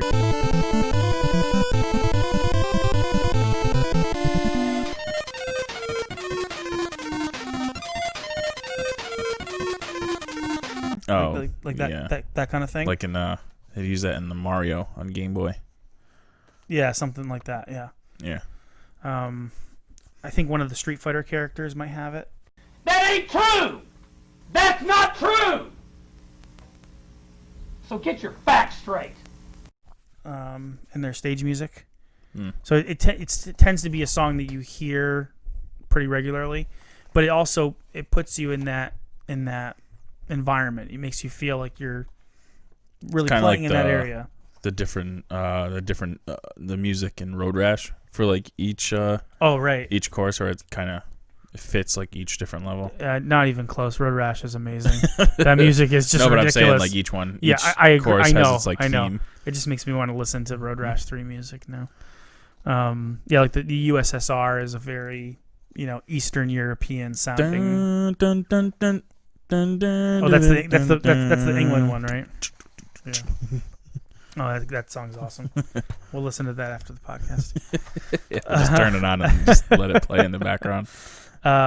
World Cup soccer. So if we move on to Dodgeball came out first. It kind of set a lot of the game engine for World Cup soccer, and really all they had to do was kind of just put it on a larger field. Oh, you know what I didn't try? Two player dodgeball. I think the 2-player is called. There's a game you can play called Beanball. It's actually It's just 1-on-1. It's basically just a bunch of characters in an open field, and you're just throwing the balls at one another, almost like a playground style. Oh, really? Yeah, I think you can do 1-on-1. One player per side, and do like a 1v1. Right. I never did that as a kid, just because I never had anybody else to play with. Dude, dodgeball in like middle school, dude, was like the fucking ultimate game. We didn't play a whole lot of that. Oh my god, dude! At Porter. Like I don't even know how to describe it. We were like fucking bloodthirsty for fucking dodgeball. Really?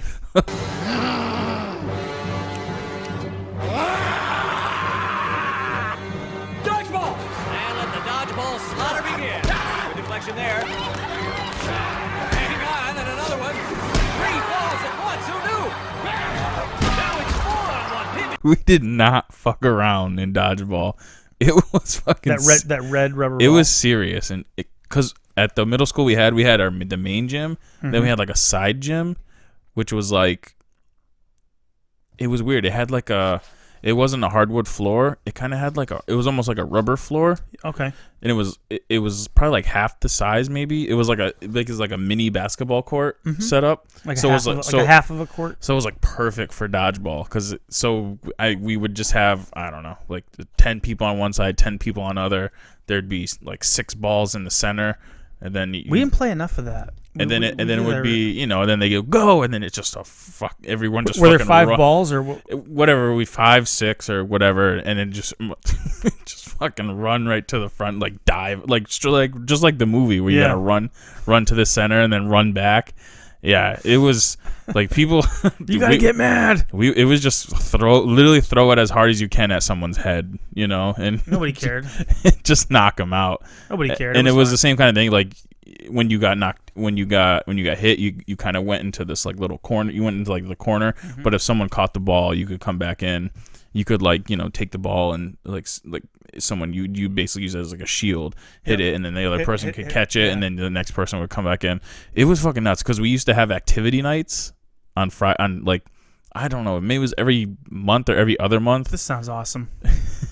Sounds great. We had activity nights. It was like from 7 to, I don't know, 9 or something like that.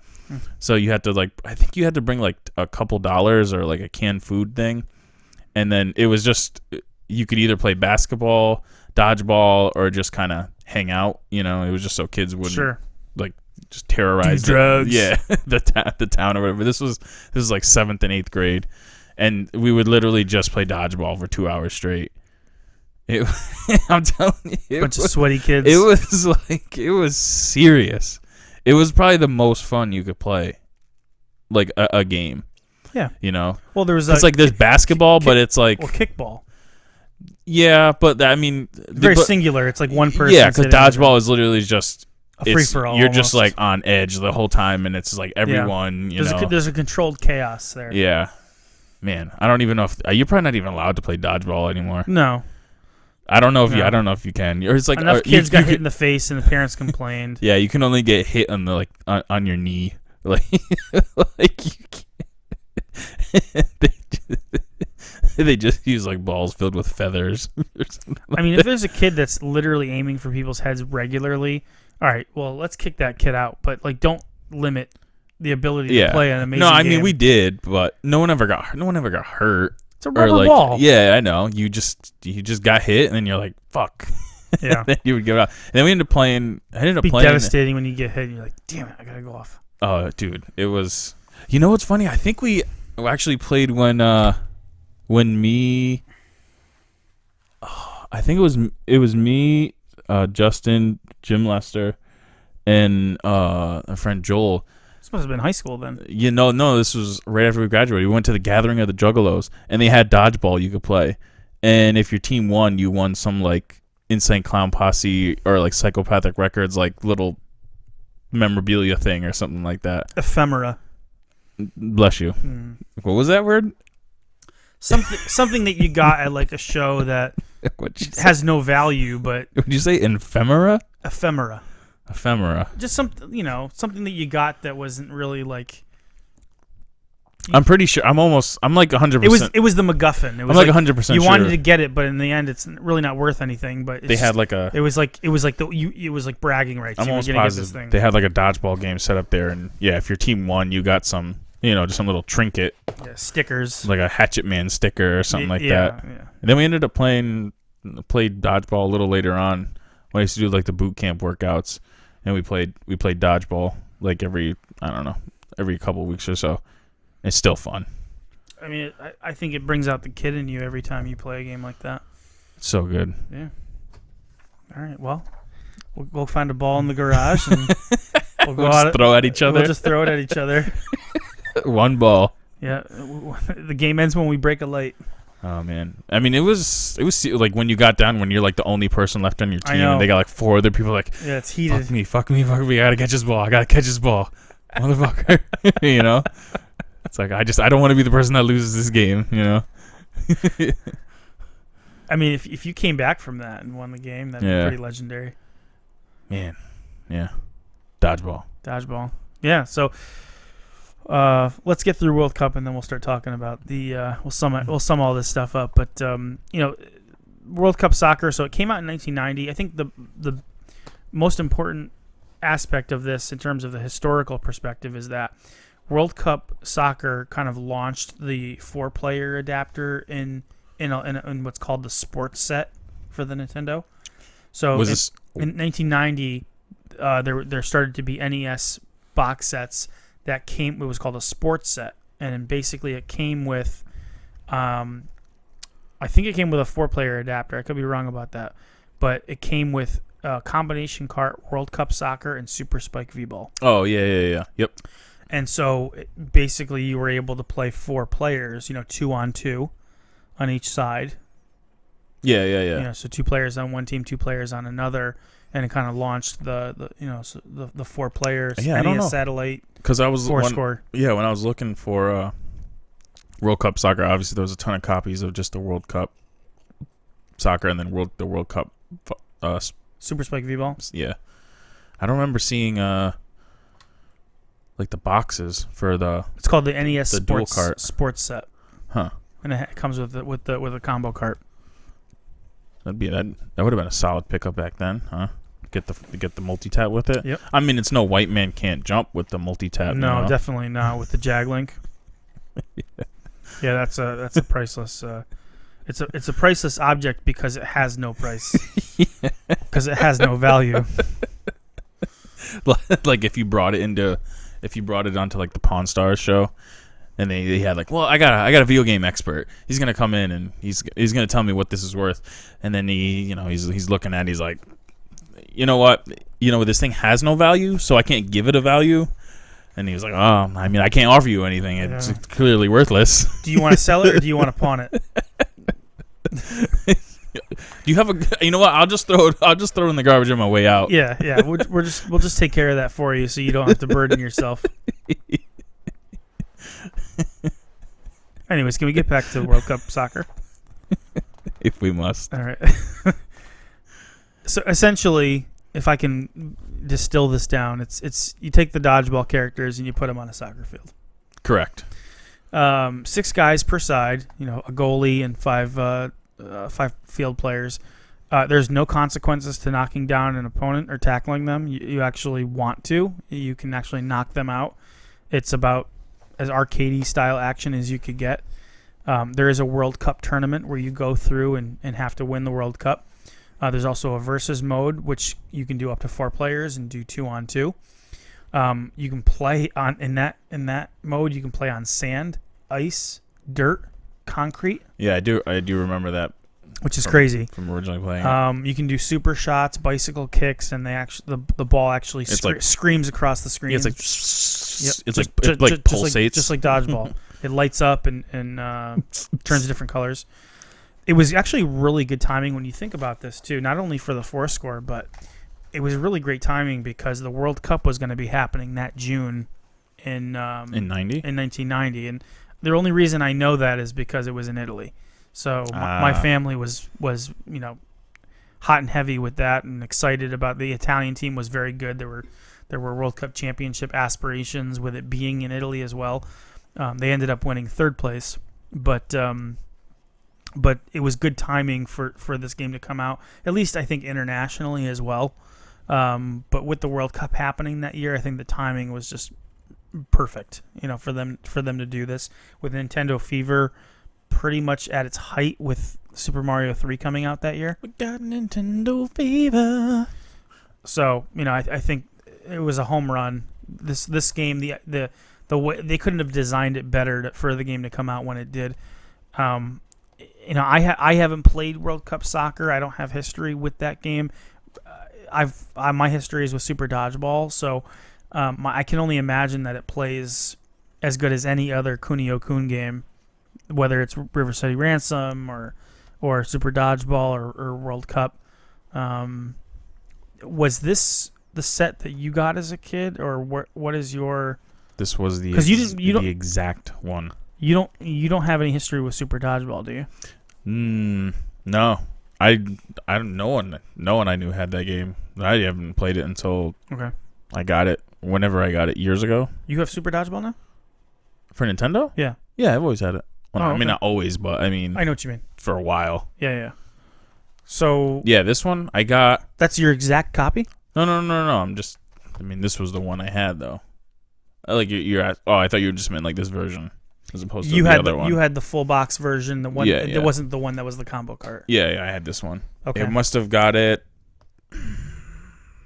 It came out in 90. I don't think I must have got it in 91 or 92 maybe. Birthday. I think it was birthday. My aunt got it for me. And it was, it was just one of those games she probably got. Oh, it's a Nintendo game. It's sports. I was playing soccer at the time, as pretty much like any kid was playing soccer. With your Franklin. Yeah, and the miter. Your Franklins and your miters. Yeah, exactly. The shin guards. The Franklin gummy shin guards. Did you have the gummies or the plastics? No, I come from a soccer family. Gummies were there. That was, as you would say, that's pussy shit. Oh, that's what I had. Yeah, we had either Umbros, or we had the ones that had the plastic sticks that would go through. Yeah, no, I remember those ones. The so little like plastic tongue depressors you could take out. There was like 3 of them. 3 of them in each one. Yeah. I think I had when Mom would wash them, you would take out the plastics and then you put. I had a set of those eventually, but I think I remember. Yeah. I think those were what we call the Trill ones. Yeah. No, I got you. You were pretty hard if you had. I just remember I had the Franklin shin guards, like the foam ones or whatever. You got to go from they were just more B class to E class. Yeah, they were more comfortable for sure. No, of course. Because they had a not more comfortable if you get kicked in them though. Flexibility, Yeah. But yeah, so I got this one for probably my birthday or something in 91, 92. That's pretty solid. And then that's pretty solid. Yeah, like it's a game I had no idea about at the time. You're just like, oh, soccer. I was like, well, all right. It's not like, it's not like Ninja Turtles or Mario. That's the thing is, I know that you were reading magazines earlier than me, but I don't think you were reading them that early. No, I was like 6 or 7. And it's when you got a game back then for NES. You just never knew. You never knew what was going to be. You were just like, oh shit! It was a crapshoot. You're like, I have a new game. I would say that, the box art's just. So that's what I was gonna say. They're just as exciting today as they probably were back then. But the box art is deceiving. You're just like, oh, it's just a regular soccer game. It's just. You don't think it's gonna be like this, like arcade. Because not even on the back, the back of it just says use. Because they didn't want it to. Yeah. They wanted to. It just says use advanced super moves like the bicycle kick or the super header, which you're like, a bicycle. Everyone does a bicycle. I mean, not everyone, but bicycle kicks It's a an move you iconic saw in soccer. move, yeah. And you're thinking just a super header. It's like, oh yeah, just hit the ball with your head and whatever. Right. And then like I just remember it was like when you start playing and they're moving around, it's like. Mm-hmm. And then the first time you knock someone, It's really satisfying. The first time you just it's like a beat 'em up in a soccer game. yeah, the first time you like just knock someone on their ass, I was just like, what? And then, You weren't expecting that. yeah. You were expecting like a yellow card to come out. And then, but then you'd score a goal and they'd be back, and then like after like the second or third hit, they just stay down on the ground. Until a goal was scored yeah, or the half ended. It's like you just like then it just turns into like I'm just gonna knock everybody out, obviously, because that's the game now. Just knock everybody out and So then it just becomes on like the ground. more than arcadey. And it's hilarious. Yeah. If you had no idea that that's what the game was, you thought it was just a regular soccer game. Oh man, it's great. Yeah. And then when you figure out, because I don't even remember looking at the booklet back then, when you just like randomly hit like that super, like the super shot.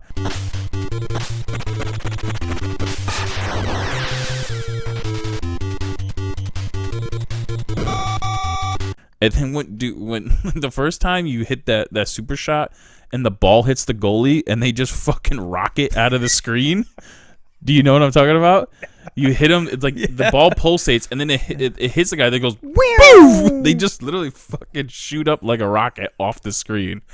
That's really satisfying, bro. It's fucking tremendous. It's so good. Oh man. So how old were you? This was right before. It was before I got my Super Nintendo, obviously, and I got my Nintendo when I was 5, so in '90. So it had to be like 91 or 92, probably. Oh, right before you got your Super Nintendo. Yeah, because I don't think I got my Super Nintendo. I think I got my Super Nintendo in '93. Okay. So it was probably when I was 6 or 7. If I had to guess, it'd probably be when I was 7, honestly. Because I don't think I was playing soccer that early. You probably Second grade was probably when I was playing soccer. Yeah. It's funny how we identify like when we were playing these games, because you clearly remember playing soccer in real life. Because that would be why she got it. When you got the game. Yeah, that would be why she got it. Right. Because it was a soccer game. I was playing soccer. Oh, you're just deducing that you probably got it because she knew you were playing soccer. Yeah. Gotcha. So she brought it over for your birthday or for Christmas or what? I think a birthday, if I had to guess, because I don't think they would usually come for birthdays and not Christmas, like the holidays. Back then? Do you remember playing with anybody? No, I just remember playing. I don't think I ever played a 2-player. Yeah. With anyone. No. Maybe I played it with Justin Donato a couple times. Enough with the Justin Donato. So have you played it recently? No, I haven't, honestly. You should do that. What was your perception? She brought it to you. You played it. What were your thoughts like after you had played it for a little bit? Like how did you feel about the game after you had played it a few times? Like what was your thought about the game? Because it looks so rurudimentary.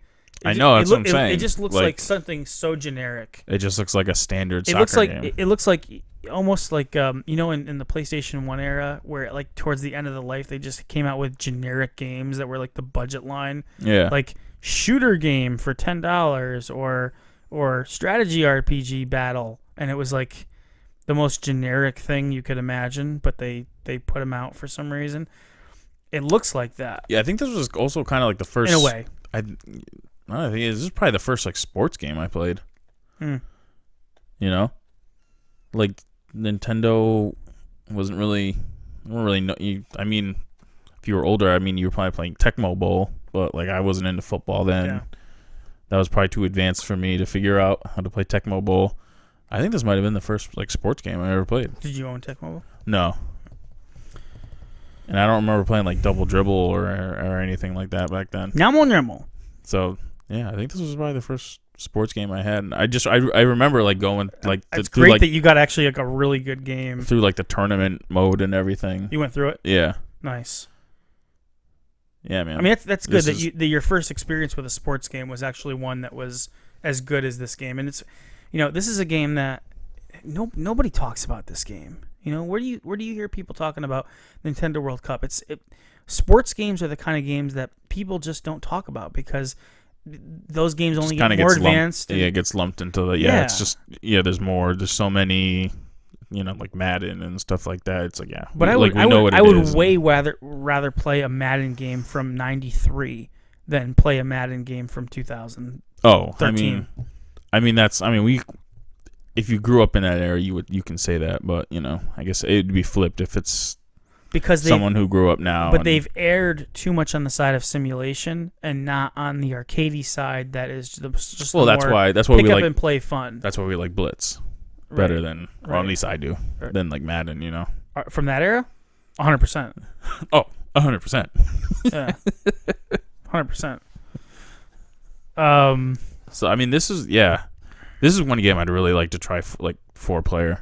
Oh, definitely. Yeah, that'd be hardcore commercial. I mean, like, I don't know if you had friends that like a 4 like that. I don't like having again. This would be like a high schooler, a guy in college that got a 4 score. Yeah, but like someone with a 4-player adapter and having like 4 controllers. That was like the ultimate. You must be rich. Yeah.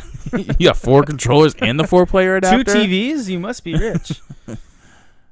Yeah, I mean that in 1990 to have that experience sounds like just incredible. I mean, the Genesis didn't even have a 4-player adapter by then. And it had been on like a year. A few months to a year. Yeah. Well, I mean, you're looking at the Nintendo had been out for 5 years by then. Mm-hmm. Mm-hmm. Like about time you make a 4-player adapter. I know, right? Yeah. I guess. I mean, so it would. Yeah, that would be the first system. I mean, it'd be like the first. They were the first ones to make a 4-player adapter, then, right? No, the PC Engine would have been the first one with Bomberman with the PC Engine tap, because remember the PC Engine only has 1 controller port. So, but there's the one they made was just 4. They had a 5-player adapter For Bomberman. Is that the one you think of? For PC Engine? Or just it wasn't made for. It was just we have a 5-port just adapter. 5 ports. Yeah. Yep. So, well, that's cool. I'm glad that you have that memory and that World Cup kind of stands for you. I didn't know about this game. Kind of growing up, I wasn't exposed to it. It's funny how we all have our own course in terms of our history. How there's certain games that completely passed us by, and certain games that we hold dear that we played as kids. So this is one that I totally missed, and you'd think it'd be one that I would have been exposed to. You were like the sucking off soccer family. Yeah, I can remember. So it's funny because the time that this game came out is when, some of my biggest memories are of where we were in life. I mean, my family had just moved. We moved from one town called Rocky Hill to a new town called Columbia because my father was building his business and building our future house as well at the same time. So we were living in an apartment above my uncle's liquor store. And my uncle would come up, my grandfather would come through, and we would just watch the World Cup soccer games on. We had a brown, it was like a sectional couch, but like each seat was its own section, so they all could be split up. It was really strange. Oh, really? Yeah, like every seat was its own seat, but you could. But did it have arms? Did it have arms on the side on each one? No. So just like bloop. There were specific sections that only had arms. It was really strange, but I can remember. I just can remember sitting on the couch and just watching the Italy games because that's obviously who we watched. And you salute your Italian flag. Right. And you bake your bread. Right. Right. So we lived in this small apartment while all of that was happening. They were building the business, and they were building the house, and so we moved in the summer of 1989 because my brother would have finished his school year. He would have been in 3rd grade. So he finished his school year, and so they said, okay, well, now's the good time to move. So that summer of 1989, we moved to Columbia in this apartment, and that was the summer that You got your first real 6-string. Yeah, that was the summer that we. Summer of '89. That's the first game I can remember playing on Nintendo that wasn't a game that we had from the old house. Wait, what game? Super Dodgeball. Oh, really? Wow. So that was the first game that we bought, post leaving our old house, was Super Dodgeball. And I can remember we had set up the Magnavox, the classic that we talk about, the Magnavox console TV. It had the wood grain on the sides? The wood grain. It had the speaker on the right side with the panel. Oh, yeah. And had the VCR and the Nintendo on top of that. And I can remember one night when my parents were gone, and we had a babysitter over at the time, and my brother and I are only 11 months apart, so I was in the living room playing Super Dodgeball, and he was off with the babysitter, hanging out, playing maybe basketball or something like that.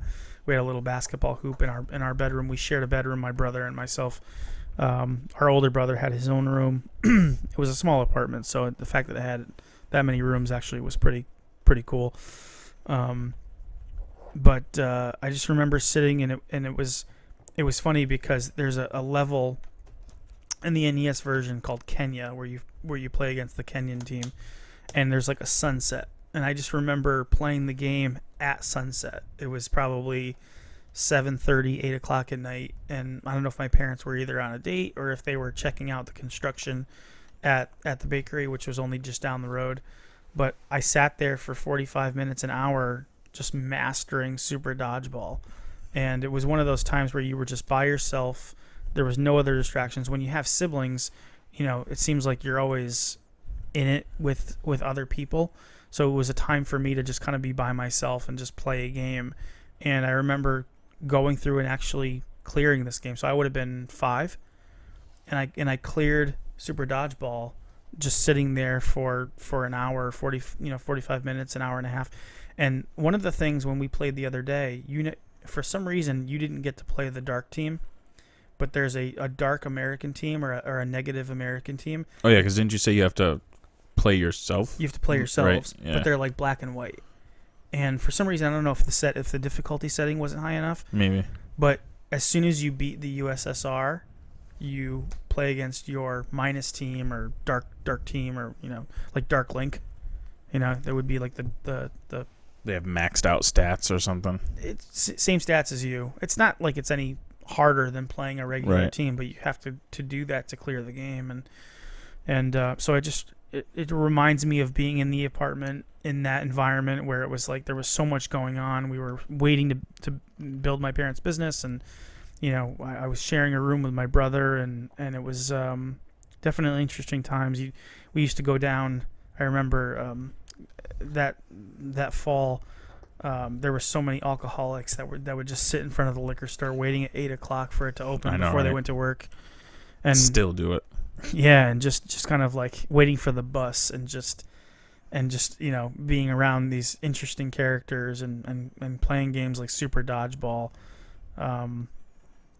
I just remember it's funny how games bring you back, and I just remember that evening when I played, and I'm sure I played it at other times. I just remember this one evening where I was just me by myself, and it was just so quiet, and I just kind of fell in love. That was the day I fell in love with Super Dodgeball. Just by kind fanatic for Super Dodgeball, huh? It's it's the kind of stuff that we talk about on this channel, which is just kind of going back and enjoying and remembering and pulling in those memories of what you were doing at the time, and so the World Cup happening around the same time, and all the different things that were happening in our lives. It was a stressful time. I didn't even realize the magnitude of what was happening at the time, but amongst all of that, the craziness that was, Super Dodgeball was a fun kind of deep cut. I think the reason why we got it is because it was a cheaper game. I think it sold for like half price. I don't think it sold for the normal like $49.99. I think it was like a $29.99 game. So you got it right when it came out, then, basically, right? Pretty much. Yeah. You got it in 90. What did I say that when it came out? Well, you said you were 5 and you beat it, so yeah, 6 of 89. So so we played it. It probably came out and we probably got it in July or August. 1988. Or at least that's the copyright on that. That's the copyright. I think that's when it came out in Japan. Yeah. Either way. Yeah. I mean, I just it's a game that you can play at any time. It's good for me because as much as I loved it then, as it was accessible, with the limited time that I have to play games, this is one that you can play for 45 minutes and have a blast, and then be done with it for a little while. Yeah. You know. So it kind of serves its purpose. I think Technos did a really great job with the engine. It's very unique to them. They were able to carry it over into other games like World Cup Soccer, and it's just another solid game. It's what, $10 loose. Oh yeah, Dodgeball. Yeah. You know, so that's cheap. It's a cheap game to get. I got my copy from the Gaming Historian on YouTube, Norman, when he came to the RWX show. Oh, you bought it then? Yeah, I bought it from him. He had extra games that he was selling. Yeah, And I didn't know you. I didn't know you had Dodgeball. Yeah, he gave me a great deal. I had it when I was a kid, and for some reason I didn't have my copy, so he gave me a great deal on that one. And you know, so any other comments about that? I think I'm balled out. Yeah. So thank you guys for hanging on with us. I know this probably was a marathon session, but you know, let us know if you've got memories of this game, or of these games, I should say. What you were doing at the time, what was special for you, how old you were, and you know, any other comments that you have about this, or the format of the show, or any questions you might have, or suggestions. We'd love to hear that. We are on Instagram as the Turbo Duo. You can email us at theturboduo@gmail.com, and we're also on Facebook, the Turbo Duo. So we would love to hear from you guys, and any suggestions that you have, and thoughts about the cast. We're happy to take any feedback in future episodes. So with that, if there's nothing else, We must bid adieu. be safe, be happy, be healthy, and as always, keep it turbo.